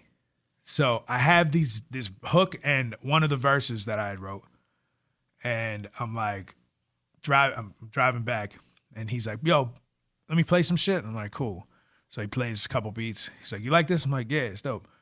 And he plays this one. I'm like, yo, this is crazy. I'm like, I've been nice ever since I stepped in the room. And he's like, what's that? And I'm like, some shit I wrote yesterday. And he's like, all right, yo, let's record this when we get to the studio. So I record this shit, and he's like, all right, yo, this is fire. All right, hold on. And he makes a phone call, and he's like, listen. He's playing it. He's like, can we put this out? And he's like, yeah, but for promotional use only, or you got to buy the shit. So he's like, all right. So he hangs up, and I'm like, fuck was that? He's like, Pete Rock. I'm like, this was a Pete Rock beat? And he's like, yeah. And I'm like, why didn't you tell me that? That's crazy. So on the actual album, the I've Been Nice beat is different than the one that is the video, because it's only for promotional use. Right. Because we didn't have a budget to buy a Pete Rock beat. And a Pete Rock beat is not fucking. But then me and Pete became super cool from it. He posted my shit mad times. We're still in contact all the time. He just hit me about possibly there being a Pete Rock Ren Thomas project. Hey, dope. Shout out to that. Shout out to Pete Rock, who is one of the OGs who has somehow mastered social media. And he just does dope ass posts that go viral mad often. So shout out to him. And I believe the brother Bludshot, didn't you meet Pete Rock? Yeah, I met him in Rockland Pool one time. I was like, yo, you look like Pete Rock. Anybody ever told you that? He just gave me a pound. So he was real cool, real humble cat, man. Yeah, good dude. That, man. The pizza box man, you wrote the bars on. Yeah. Was it like it was a Domino's pizza box. You weren't going to deliver it, were you? Like, nah. You ain't give somebody your bars and shit. Nah. I like he ate the pizza inside and kept the pizza. Imagine he's in the booth with the pizza box and shit. But let me ask you, which one is the Pete Rock version? The one that's on YouTube? The video? Yes, the video. Okay, because the one on Spotify is hard. Yeah. That's a different producer. I believe he's from the Ukraine. That shit came out hard. I know it's the title track. Yeah. I got it written down as one of the hardest tracks. That and Bobby Tommy. Thank you. Yeah. That's that Bobby Tommy shit is actually just all inside jokes with me and the dudes that were in the studio. True. It's funny because they would call me Bobby because of you ever see the movie? What's the movie where Robert De Niro has the kid and they go to the game, the baseball games? No, I'm thinking of a Bronx Tale, but it's not a Bronx Tale. No. He's like older, and he has a kid, but the mom doesn't want him to have custody, and he takes him to a Giants game. But Robert De Niro's actually stalking Wesley Snipes, who's the baseball player. The fan. Yeah. So you know how he's on when the dude's name's Bobby. Yeah. The Weslly Snipes character. Snipes, yeah. And he's like, Bobby! Yeah. That's actually what we've used. Heckling him. Yeah, so I don't know why these dudes started calling me Bobby. It's funny. I don't know. It was like this dude that we hang out with. His name is Greg Miller. He would be like, yo, you should like, Ren Thomas sounds like a superhero, so like you should create an alternate universe, but everybody's last name is Thomas. And he's like, then you got this guy named Bob Thomas. And like, yo, it would just be like some high drunk shit in the backyard at the studio. That'd be the most creative shit, bro. The high drunk shit. But yeah, so that's how that record happened. And then we finished the project, we put it out. It did really well. It did like 600,000. Wow. Nice. Congratulations, man. I thought we were rich. We got a check for like $5,000. Did you get a plaque? Nah. I never. No? I guess I could order it. I guess we went gold. Why not? Yeah, hell yeah. Shout out to that, man. And then when I did Sway, and y'all heard real quick, y'all heard it here first. Pete Rock, Ren Thomas project potentially, fingers crossed, is gonna happen. So look forward to that word. What would that be called right there? Some crazy shit right there. I would want to call it Rock Thomas. There you go. Something like that. There you go. That shit's dope. Then you followed up I've Been Nice with Ren's Day. Hold up, quick. Yeah. I've Been Nice. I like also City on Fire. That track is different. That's Nems on that shit? Yes. In the beginning? Yeah, so I've known Nem since he was skinny. Damn, nah. He put out a project called Skinny Nems. Yeah. Because I was I was hoping for a verse from him on that track. Yeah. I saw the Don't Disrespect Me shit way before everybody else because like we all used to hang out at EO Dub and he was like a staple there. So was I. PH, Poison Pen, everybody that would always be in there. And I saw Nems first time like most people did on MTV.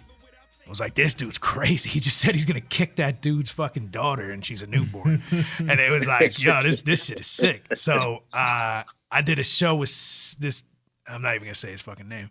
But we did a show. I ended up meeting Nems, and then from that point on, we were always cool and still to this day, and I'm very happy for all his success. Yeah, man. Shout out to Nems. Shout out to the FYL brand. Yeah. Shout out also, he opened a smoke shop. It might be called FYL or something to that effect. It's in Brooklyn. Go check it out. Shit's legal, so rack up. You can get merch. Bump into the homie Nems. Shout out to him, man, for sure. Yeah, but you also collaborated with another dope MC that I really like that I think doesn't and probably will never get the props that he deserves. The homie Mickey Fax. How'd that come about? Oh, man. So me and Mickey used to share the same name. So his name was Renegade, and so was mine. Oh. Before he became Mickey Fax and before I became Ren Thomas. We met each other, don't really remember. We ended up doing a song that did a lot of numbers with Chris Webby. It was me, Nems, Mickey Fax, Apathy. Oh, yeah, I saw the video for that one. Yeah. So that shit did like 5 or 6 million. So that's how I think that's how we like really linked. I think we had met before that and shit. And then he was doing a show in Jersey. I invited him to the studio. And we only had like a half an hour before the show. We wrote the record in 11 minutes. Wow. And we just called it Tale of Two Renegades. Wow. And Neff did the beat. Dope. And I met Neff. Shout out to my brother Neff, man. He's doing amazing things. He's engineering for DJ Premier now.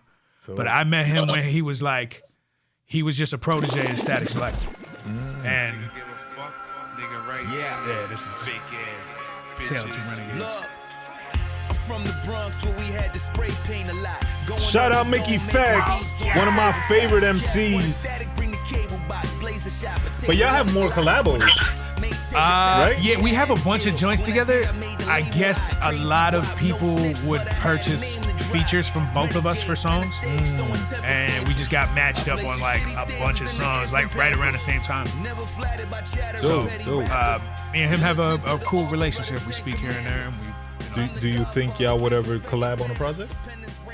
That's really up to him. If he approached me and asked me to do that, I'm down. You know? He's like, and this is no shot, but he's like a recluse, right? Like I feel like he disappears every couple of projects. I guess I don't know. I don't know really much about him in his personal life.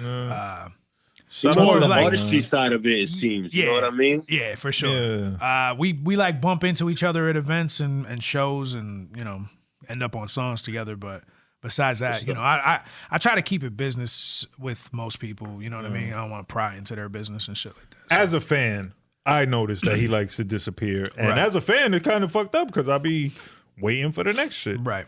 Let's get back into Ren. Yeah. Ren's Day, Volume 1. It dropped in 2019. I'll fuck with that name, bro. Thank you. Me too. So I'll give the background to the name, which also ties into something else I know you wanted to ask me about.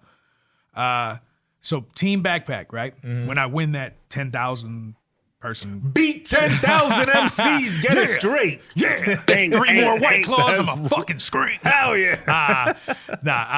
So when I won that, there was a dude in the crowd that was a scout for MTV. Okay. So he pitches, like, they're doing a new show on MTV, they say. So he pitches, like, mad people from Team Backpack. Okay. So they picked me and one other dude. So I get a call, and they're like, I actually got an email, and it said MTV show. And I was like, what the fuck is this? So I actually look at it, and I'm like, okay. So then I see the dude's name, and I recognize it. So I'm like, okay. So I reach out and they're like, yo, you're up to be on this show. We're gonna fly you first class to LA to audition. Oh, wow. So I was like, all right, cool. So I go out to LA. I actually turned it, I flipped it too. They flew me out, and then I got to do a bunch of shows. I went to Denver from there. I turned it into like a mini tour. Yeah. And then came home, and then actually ended up getting picked for the show, it ended up getting bought by VH1. Okay. So like what they do is they like pitch it as something, then it gets made, and then they let all the people bid on it. So VH1 ended up picking it up. It was called Sign. But they're all under the same fucking umbrella. Viacom. It's all Viacom. So they, I get picked for the show. And I go to Atlanta. I stay there for 3 months. I shoot the show with Rick Ross and DJ Khaled and all this shit. And I end up being a finalist on the show. I end up getting fucked. You know, they definitely like played me in the end. But good experience. I ended up on television. Now the show would be on every Wednesday night. So all my peoples that were like riding with me at the time, because at this time I'm like on a bubble, like I just became Sway's top 10 of the year. I won Team Backpack. I'm on a reality TV show. I've Been Nice Went Gold. It's like, yo, my career is fucking crazy right now. The trajectory. Yeah, but I was fucked up in the game too, because like, bro, I was like partying too much. I was a fucking maniac, bro. I went from being like this kid who wanted to, and not to get like too deep or nothing, but like I went from like this kid who everybody said would never make it, and now the newspaper in my town is doing shit about me. Yeah. And you're right on that verge. And I'm like you're right bubbling there. like a motherfucker. I got a Pete Rock record. You know, like it was crazy. Like crazy. So I'm like having the best time of my life. But so the Wednesday shit, all my peoples every Wednesday would be like, it's Ren's Day. It's Ren's Day tonight. Yeah. You know what I mean? To promote the show. Right. So then I was like, all right, this is what I'm going to do. I'm going to drop a record every Wednesday leading up. So for 12 weeks, I dropped one record a week every Wednesday. Yeah. And then had a bunch of bonus records on the project. Okay. So that's what Ren's Day Volume 1 ended up being. So you compiled all those songs. It was like a single a week, you know, for 12 weeks. And then when it came out on platforms, it had a bunch of bonus records and shit. So do you remember, and you don't have to name them, but do you remember who won that show? Yes. Did he ever become anything? No, I would say that me, the girl Just Brittany, because she ended up on Love and Hip Hop, and Tay Walker were probably the most successful people off that show. And me and Tay Walker, did he get a deal? It was weird because you would think it would be like a show where they give one deal at the end. Right. But because it was Rick Ross, The Dream, and Lenny S., they gave out like multiple deals each. No shit. Damn, I didn't know The Dream was involved. That's one of my He's a real piece of shit. He's a real piece of shit. Damn! Way to burst the bubble quickly. He was fucking. I mean, it's documented on the television show that he was racist. Really? Damn, he played you? Yeah. So I went to hear shit like that, bro. We went to DJ Drama, and I rapped for him, and he made me run my verse back 3 times. And because he was like, "This is fire," and when because Lenny picked me as his artist because it was like teams or whatever. So Lenny brought me to Khaled. Khaled said I was the one. He said I should work with Timberland right away. This is all documented too. This ain't like hearsay. Right. Then they played the joints that we recorded while we were in LA on the show, and they played them for DJ Mustard. And DJ Mustard said he wanted to work with me. So then we did Drama. Drama said I was the nicest one out of the bunch. And then there's a part on the show where I get out of the cab or out of the van or whatever, and I walk back into the building. And Ross, Dream, and Lenny S. are standing outside, and Lenny goes, yo, Ren spit some of the craziest shit ever. Drama was going crazy. And then Dream goes, yeah, but he's white. So, you know. Damn, I hate to do this, yo, but we got to give him a thumbs down. Give a boo this man to The Dream, bro. One of my favorite artists, but if you're going to be racist, I mean, I'm going to give him 2 fingers up. 2 fingers up. Damn. Never meet your heroes, people. Never meet your fucking heroes. You know what's crazy is that's my girl's like favorite artist before all that shit. Yeah. No and I was a big fan too. But like out of all them names, Lenny S, Drama, Khaled, Rick Ross, Dream, that's the one for me. Right. Damn, that sucks, bro. And also, and that's the one that should be least racist because he got an R&B background, so he could like mainstream anything. You know what I'm saying? Damn. And I was gonna say this was at a time where white MCs weren't that accepted or respected, but that shit wasn't. Yeah, it wasn't. According to my research, that was in 2018. Listen, that shit was 5 years ago. If you nice, white boy or not, you gonna make fucking noise. You know what I'm saying? There's been white boys in the game forever. No, absolutely. But you know, for a while it was a little more difficult, let's say. In between Search and Vanilla Ice. I mean, but you was in Atlanta and shit, you know what I'm saying? So you can't expect it to be something where you was gonna get a lot of love anyway, man. LA might be a different story. Yeah. LA loves me. I mean, the South is my probably weakest market. I don't know if that has anything to do with race, but it's reverse racism. Definitely. I mean, you said it, I didn't. But. And we're just playing, y'all. We're just playing. The South is just fucking trap. You know? Yeah. I'm definitely not gonna be the dude that makes like the strip club records, but. I find it funny that they were saying you should record with Timbaland. I don't know if that's like I had this real fast flow when I spit for Bubba Sparks thing. Maybe. You know what? I never thought about that. Was that pre-Bubba? No, was 2018? No, that was post. Bubba was like 2003. That was after. Yeah, Bubba was way before. Damn, but me and Bubba Sparks did a show together. Yo, he bought every piece of merch I had. He's a good dude. That's dope. Shout out to him. That's dope. Yeah, Bubba Sparks, good dude. Then in 2021, we had the breaking point with the homie Wiser. Is the homie Wiser from Canada? Yes. Okay. Yes. They reached out. Was he producer MC? Or just MC? I think just MC. Okay. He sent me a batch of beats. They were fire. He asked me to jump on them. We did the project. Did well. Dope. Did y'all do the project together? No, it was all physically? Nah, because he lives in Canada. Email shit? Yeah, it was all email. Dope. It didn't sound like email. It didn't sound disconnected or disjointed at all. It sounded very organic. So shout out to that, man. Dope. Yeah, you ever consider doing a tour in Canada at all? Yeah, I have already. Right before COVID, I had a 20-city tour booked. Wow. And then my first half was supposed to come in March, late March and early March. The world shut down. That's when it shut down. Yeah. Shit. Real quick, before I forget, shout out to Mr. Len. We were just talking about him. He actually produced one of my fucking favorite beats ever with the homie Pace One. I'm not gonna remember the name of it right now, but in the video they're like at the carnival or the shore or some shit.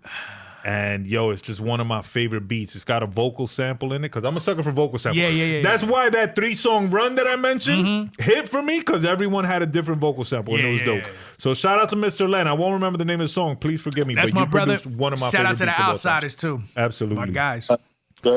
So then after Breaking Point in 2021, same year you dropped 33. Yes. What was that? Your age at the time? Yes. Okay. My age, Larry Bird's number. I'm a big Celtics fan. It's also the reason why Larry Bird is Jesus on it is because Jesus died at 33 as well. So it was just like this number kept popping up on shit. And didn't that comedian do that shit too, where he had Larry Bird as Jesus in his crib? I don't know. Damn. I forgot his name. This Irish American comedian. He's funny as fuck. Bill Burr. Yeah, Bill Burr. Yeah, my man Bill Burr. I think he had the Larry Bird as Jesus in his. He must have stole my shit. Hey, fucking that's Bill. Classic. Fucking Bill. Isn't he from? He's from Boston. He's from Boston too. Yeah, Boston, motherfucker. No, shout out to Bill Burr. I actually used to listen to his podcast. So shout out to him. He's funny as hell, he's mad bro. Funny. He's one of my favorite comedians for sure. I think in Boston, Larry Bird might be Jesus. Yo. Yeah. Definitely. Shout out to Kyrie Irving, who had an interview and said playing with Luka is crazy because he's never seen a European player come over and dominate since the days of Larry Bird. What? Yeah, Larry Bird's from Indiana. Yeah, so Kyrie, I love you. I love you, but lay off the see what I mean about Kyrie, man? No, I love Kyrie because he don't give a fuck. That's bro. Fantastic. He's a funny guy. So the 33 project was like, I wrote it during COVID. And during that point of my life, that album is meant to be. Were you down yes. because of the tour being canceled? I was down because of my career being in a backslide. Okay. After having that huge climb, that huge push, things got crazy. And one thing that I will tell, any up and coming artist is like, when you do it for the love of hip hop for so long and then you start making money, it can change your goal and your direction. I started doing way too many features. Wasn't working on my own material enough. There was just a lot going on. The pandemic was happening. I was partying way too much. I was coming off of tours like drinking a gallon of vodka a day type shit. You know what I'm saying? So like, damn. Pardon the phrase, but white boy wasted. Yeah. I took 3 years off from partying and drinking and doing anything. Now I'm, White Claw advocate. Hey, shout out to White Claw. They got us feeling right this episode right here. Don't Absolutely. do that to me, my Send us a dog. cake. What happened? You shotgunning Trulies and shit. Yeah. Hey, these White Claws kind of hitting. I still drink like Jameson and shit like that. It's just like too much. Too much is, never enough. Nah, So- I don't drink. So White Claws and Mai Tais all day for me, please. Yeah, so that album is meant to be from the perspective of my life of having a bunch of success and having everyone around me. And all these new people loving me and treating me a certain type of way. And then the backslide happens. And so it's between success and failure. Right. That's what it feels like. And then everybody's gone. That's what I was going to say. Did those same people disappear? A lot of them, yeah. Yeah. A lot of them. That's the... A lot of my bridges got burned because of... I take accountability for shit, but a lot of... Like, this dude would want to work with me and this dude would want to work with me, but they ain't like each other. And then at the end, I'd be like, well, I don't have any kind of loyalty to either of you. This is just business and music. Like, I don't even know you, really. Right. You know what I mean? Like, not on a personal level. So I'd work with both of them, and then people would be mad. And I'm like, yo, I'm just trying to, like, build a brand and do all this shit. And, like, I got to see the world, and I got to do all these big-ass tours and headline. And, bro, it was fucking awesome. I lived my dream. So now I'm back in a place after when I dropped the 33 project, it was all like, all right, I'm getting my life back together, and I just want to get back into doing it for the love of hip-hop. Right. And Losing the love affects the product. yes, for sure. Yeah. Shout out to that though, man. You mentioned touring. What's your favorite place you've been to? Man, I fucking love the West Coast, bro. But not like Cali's cool, but like Oregon Yeah. and Washington State, Arizona, Nevada. I mean, I've rocked in like 43 states or some shit. Wow. Yeah, man, it's a blessing, bro. Like there's no reason like people should want, like, even doing like an interview or a podcast. I'm like, bro, I'm just fucking regular dude. Like I'm just, I just am who I am, and like I picked up this thing when I was young, and it wasn't like, I hate when people be like, yo, you're mad gifted or you're blessed or something like that. Like I am. I'm gifted to have lived this long and to be able to do this and have the opportunities that were given to me, and I'm blessed for the same kind of reasons. But like, this shit was work, bro. Yeah. Like, I put in mad work. Like them 10,000 hours they say you have to put in, bro. I put in hundreds of thousands of hours. I feel like people sometimes think rappers are just born rapping. Nah, well, that's and it because takes no effort. But that's the difference in what the music is today and what it is when you listen to something and it changes your life. So like, you listen to something now and these cats they're doing single on time, like nothing. They're doing single syllable rhyme schemes, and it's just like, it's devolving. Yes, Yeah, it is. It's going back to like, there are 80s cats, simple rhymes, and right? shit. So there are cats who are doing shit that's like, But they're not mainstream. No. So the mainstream is what I was referring to. They're devolving into fucking basic Cat in the Hat AB rhymes, and that shit.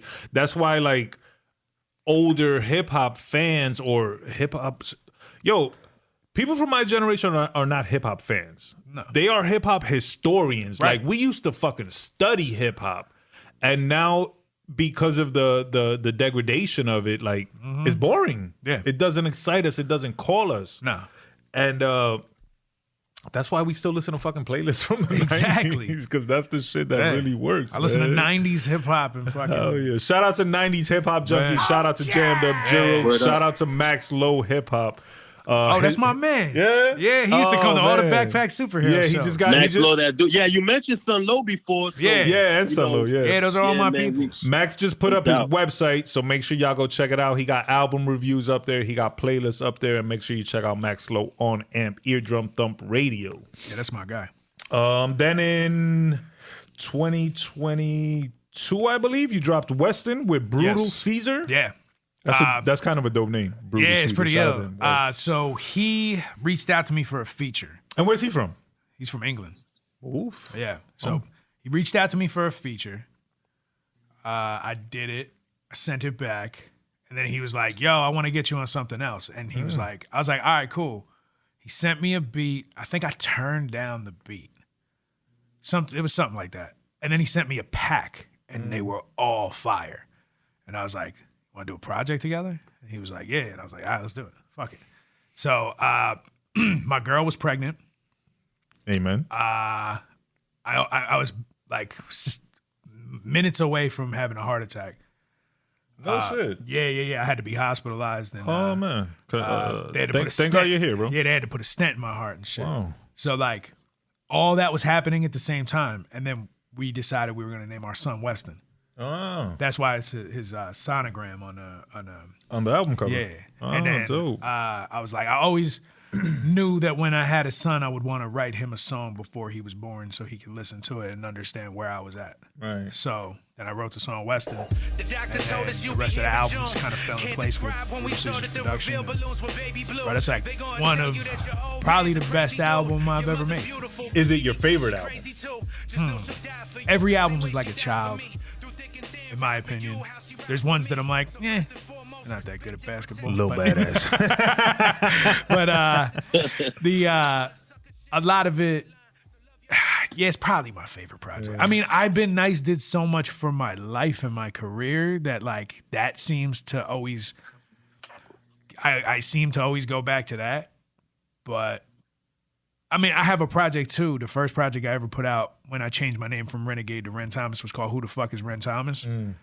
Because I had all these songs and none of them sounded like they were supposed to be on the same project. So it was like, who the fuck is Ren Thomas? He's like he's rapping on like some trap shit here, and then there's like an old school jazz record. It was wild. All over the place. Yeah, so I like that though, man. Yeah, I think that might be my favorite. I don't know. It's tough, right? It depends on the 33 day, is fire too. And then I did a like 7 or 8 EPs in between that too. And your features. I mean, I did 450 features in 2 years. Jeez, that's more than Pundit. Word up. Is it? No, I don't know. I mean, but if I feel and like Wayne. it, damn, hell yeah. Yeah. And Wayne. And Wayne. Shit. The thing was, a lot of it was chasing money though. Yeah, that's So that's. good. But So good. you don't seem like the type who would deliver less quality product. Just Now for the check. every bar was hard. Yeah, it was as long as you're still delivering your best work. Yeah, I mean, I mean- you got to get paid, bro. We live in a Yeah. fucking capitalist society. If you're Yeah. not making money off your shit, you're fucked. Nah. Right. You got this verse on this track called Stand Up, Okay. and that shit's bananas, bro. Whose That shit record is is it? I don't even remember, but the Okay. track is called Stand Up, but that shit is crazy, bro. Yeah, sometimes on like long car rides, I'll type in my name and just let it run, and I'm like, what the fuck You is this? forget some of them? Bro, I don't know none of this Yeah, shit. damn. It's crazy because like Crazy. I was doing like 10 a day at one point, like cat and just just putting money away. So when you do a feature, right? yeah, Normally, will the artist send you the song more or less completed with just a space for your verse?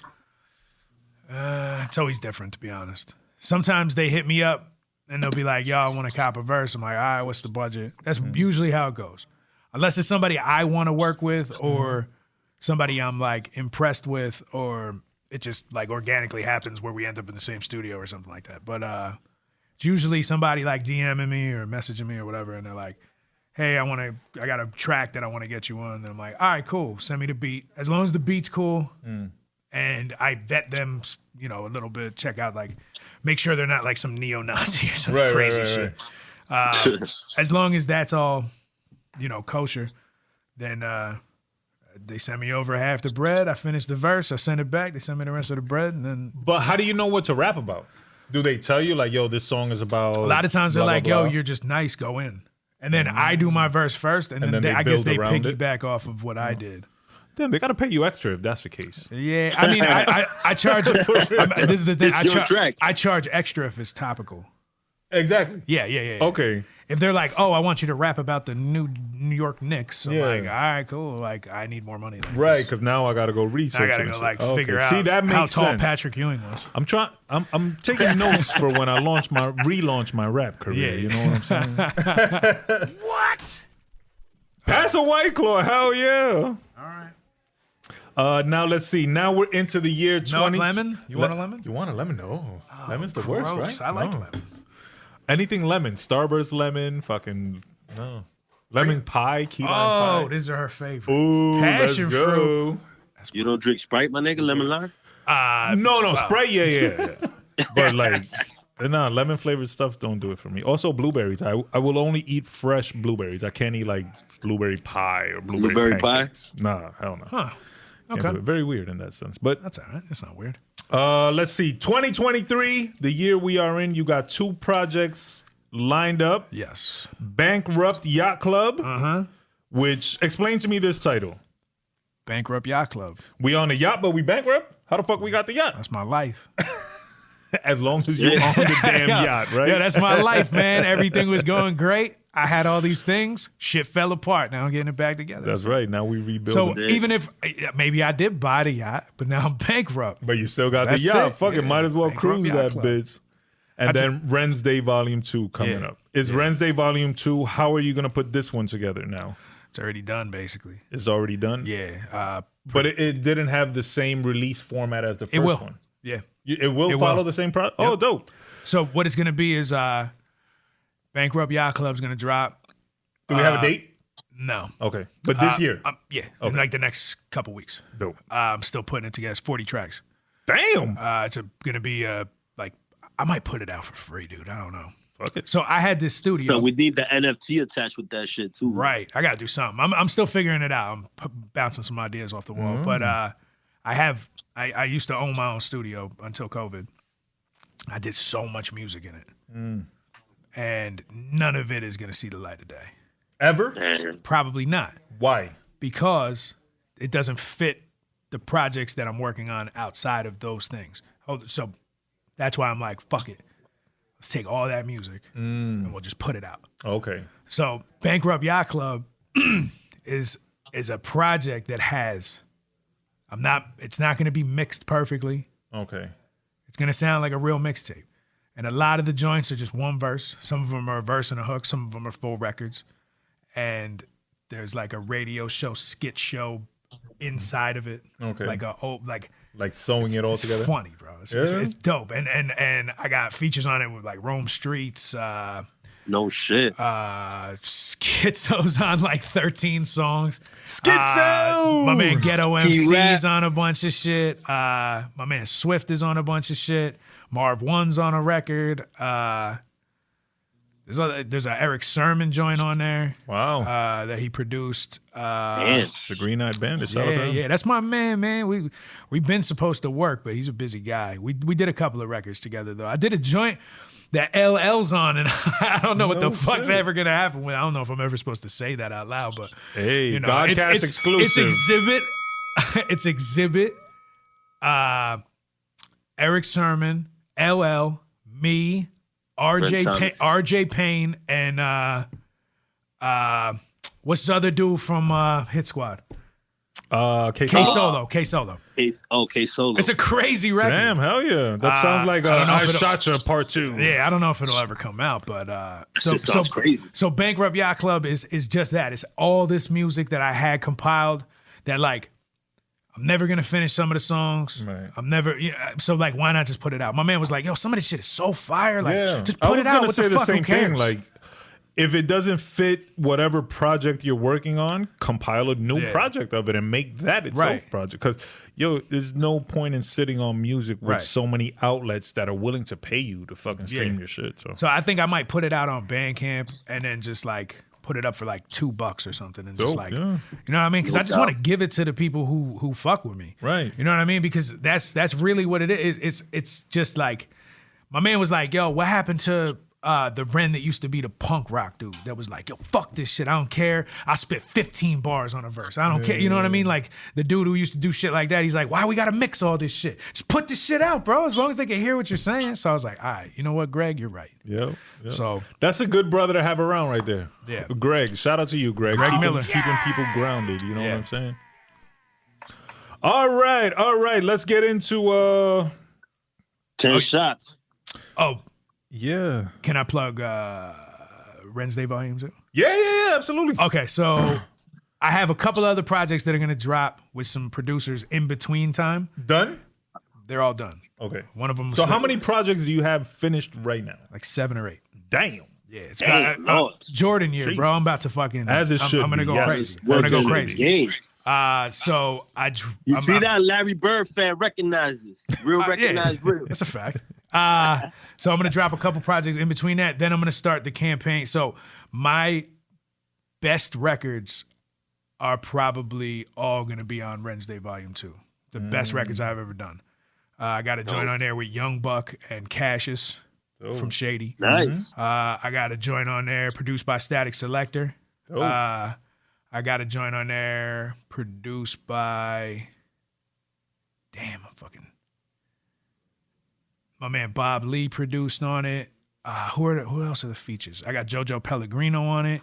Shout out to JoJo Pellegrino. Yeah. He was supposed to come up here, and we got to reschedule him because he had like a video shoot or something. Yeah. So But it's shout out to JoJo. that joint's actually me, JoJo, and Nature. Shout out Nature. to Nature, Burnz' the dopest favorite member rapper. of the firm. Burnz' favorite rapper. Damn right. Most underrated Queens rapper ever. Shout out to the Wild Wild Gremlins. Gremlins. Fuck yeah. So He's stupid. I'm trying to think of. There's a bunch of shit on there. I got this Rockwilder beat I've been fucking with. I just got to make sure he's cool with me. Damn. Put So you that got a on there. lot of established artists on there. Yeah. This is gonna be like the album that I want to like push as hard as possible. Dope. The As other it should things be. like I want to push them, but like they're more like the Bankrupt Yacht Club shit is just like something for people who fuck with me. I don't know if I'm gonna shoot videos for it, and like spend money. And these songs that you have for Wednesday sound like they're going to be easier to push. They're like bigger records. Yeah, plus- there's like stuff on there that could go radio. And some of the names are That's what recognizable. we need, man. A couple of singles for people to recognize you. Yeah, You know what I'm exactly. saying? Like Not that you don't have them, because I think you do. You certainly do. Thank you. Just something Yeah, but that, some people can won't latch check onto. it because it's unknown to them. Right. Yeah. Exactly. Yeah. Something that they can latch onto is what I'm saying. Right. And I'm really excited about this shit. And then we got the Waffle House knife fight. I wrote and recorded it all last night. In one day. What's that about? One album in one day, and he beat 10,000 MCs. Y'all not fucking with him, bro. Get out of here. And I did 450 features. And 450 2 years. features in 2 years. Look at that shit. Damn. I'm a busy guy. I'm going to be this guy's, what's his name? Paul Heyman right here. I'm the Paul Heyman here. All right, but I'm Taz. Oh, dope. I would rather dope. you be Paul Heyman, I'm Taz, than Paul Heyman with Brock Lesnar. No. Taz was, slept on, bro. Once he dropped the devil shit and he got on his MMA shit. All right, brother Ev, let's get into a freestyle real quick. Bloodshot, you're doing 10 shots? You got your 10 shots ready? 10 shots with Bloodshot. All right, so let's do the freestyle, then we'll do 10 shots, then we'll wrap up and get out of here. F, you got a beat ready? Ooh, let's go. GAHHD exclusive Ren Thomas freestyle.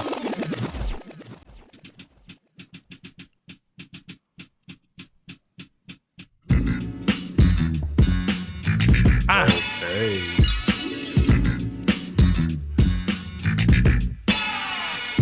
Yeah. Let me think.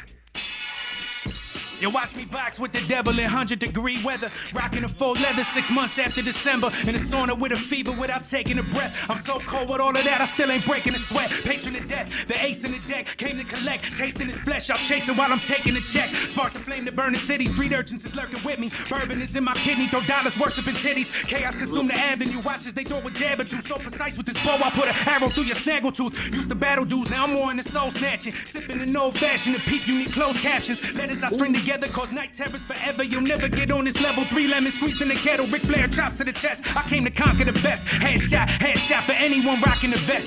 Rebel killer lyricist, I'm all the above. Approach wrong, I have them reattach your jaw to your mug. I'm the reincarnation of what all of you was. Before you fell in love with money and got lost in the drugs. I feel like Randy the Ram in a candy sedan. Red beard and 2 pistols like Yosemite Sam. Seasoned veteran, Captain Patches up on my letterman. Thomas pick one, Jefferson, Edison, off my medicine. The loudest to be the deadest one. Waiting till the letters come. Fuck it, I ain't never done. Bitch on my back, ship straight from the Philippines. I will beat the shit out your whole team like Willis Reed. Ox put a football grip across your trachea. Oil in the pen tastes like Saudi Arabia. Your boy get love in any and every stadium. Mathematics if he try to turn my dome to a stadium. It's Ren. Damn. Ren Thomas GAHHD Cast exclusive. Hold up.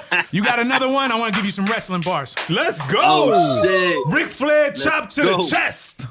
Leave your chest Some red. slam. F, you got another beat over here? My man locked in the steel cage. And shout out to Yosemite Sam.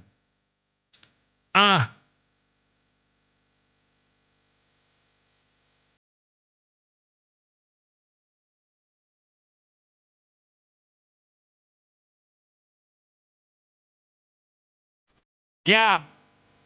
Jersey. Check. It be the Slaughter Sergeant General in untied tennis shoes. 99 ECW, just incredible. New Jack Van Man when Taz slam Bam Bam. I was feeling full of myself like Brian Van Dam. Honky tonk man with a mind above average. Turned from a broken brawler to a macho man savage. A man on a mission, trying to be a road warrior. With the arrogance of Rick Martel, there's no ignoring it. Watching for Jen Snakes, leave a legion of doom. $1 million man, make animals still go boom. I want a platinum plaque and a wrist full of gold dust. When these bitches see my Ahmed Johnson, they go nuts. Man, yeah. I'm counting like 17 wrestlers in just those maybe 8 bars. Crazy. Shout out to that, man. Shout out to old school classic WWF. Real quick, Facts. I heard Vince McMahon is trying to sell the company for $9 billion. Damn. And Disney and Amazon are interested. So that'll be kind of It's gonna be whack. Yeah, if Bring back ECW. or just put Paul Heyman in charge, bro. Like he's a great Yeah. creator, bro. But he's getting old, Yes. and like he's on his kind of crazy dementia shit, I think. Yeah. And his son couldn't take it over. And His son his- became a wrestler. instead Well, of he a got the fucking- son-in-law that was doing the damn thing. He should leave it to him. I don't know how you, like, there's mad more generations of McMahons. How you just sell the company and leave them assed out? That's some Yeah. shit that should just stay in the family. $9 billion thinking, though. They me be thinking. set forever, my nigga. I think they're already set forever, though. Yeah. They make billions per year. Right. So it's not like, they're going to take that one-time payment. They probably make $9 billion every 2, 3, 4 years. Dude, why you know how that old same story. I could create something, I could build something better. So everybody thinks they're gonna fucking outshine what they first did. You feel me? Yeah, but he's Just proven like- that he can.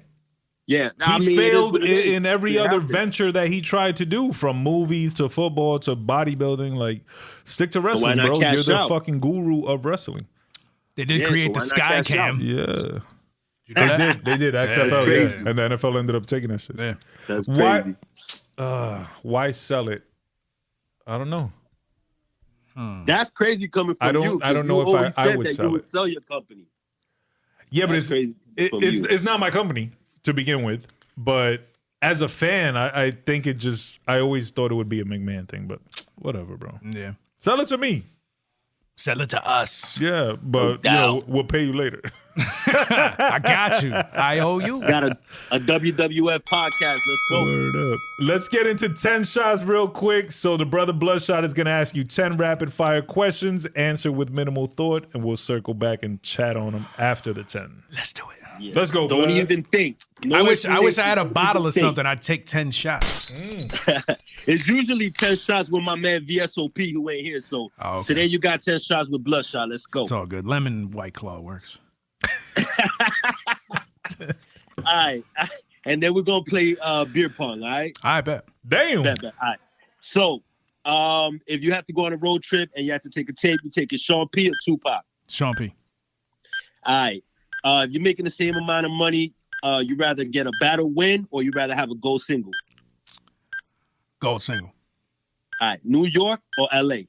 LA. Oof. All right. Premier or Timberland? Premier. All right. URL or King of the Dot? King of the Dot. If you're gonna win, take a battle, and you're gonna get respect and get paid. King of the Dot. All right. Celtics or Jets? Jets. All right.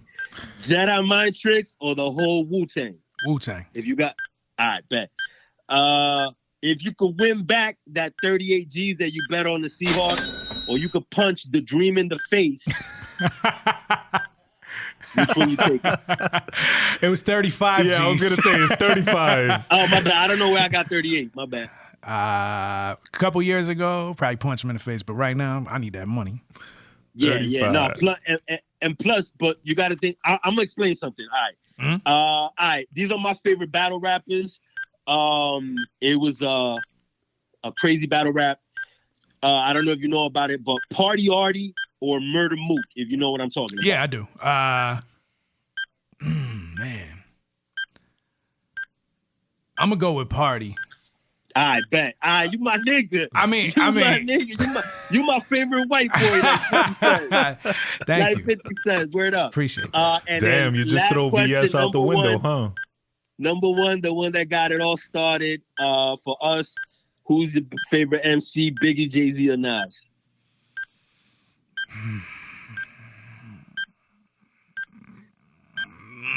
Nas. Ooh, okay, no doubt. Good one. That was a good 10 shots right there, man. Yes, sir. Fun, Good shit. That was fun. Good shit. Let's see. Thanks. Sean P was over who?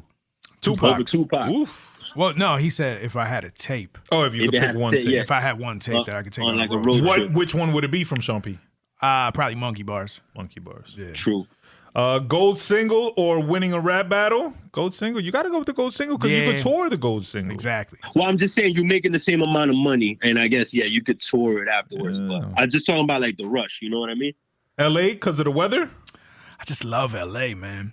What Biggie said, Blood, what Biggie said? Women, weed. Women, weed, and something- weather. Sticky Women, weed, green. and weather, yeah. Yeah, word up. But it's more about I could go to New York every day. Where in LA do you like to go? I like Venice. Venice. I'm Yeah. dying to go Nice. to Venice. It's Yeah. fire, bro. It's dope. It's dope. But I'm not It's gonna hood, lie. though. I've been It's dying to hood, go don't to get it Venice since twisted. I was like 5 years old because that's Yeah, where yeah, Hulk yeah. Hogan came from. So I Right, was like, right, right. Venice Beach, I Yeah. gotta go Yo, there. It's cool. I've been Yo, there to don't Muscle go in Beach and flip shit. flops to Venice Beach. You Nah, ain't going you're to. gonna get fucking AIDS. Why would you go to? going to- I have a it's the thing. beach. Nah, I don't. No, you don't go on the beach in California Yeah. unless you surf. Exactly. You want to get bit by a Exactly. shark. King of the Dot over who was the other one? URL. URL. I just yeah. don't like URL. Thumbs down right now. URL. Yeah, thumbs down. Yeah, Jets yeah. over Celtics. They're both green. You I'm can't. I'm a bigger football guy. Wu-Tang over Jedi Mind.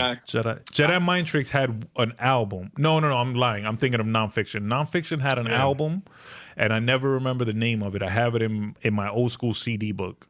It might be called nonfiction. I must have heard that album every day for like a good Oh, is 3 it years. the CIA's trying to kill me? It has helicopters. Yeah. I think that's called CIA's trying to kill me. I don't know the name of it, but I heard that album. I got into some like nonfiction addiction. Yeah.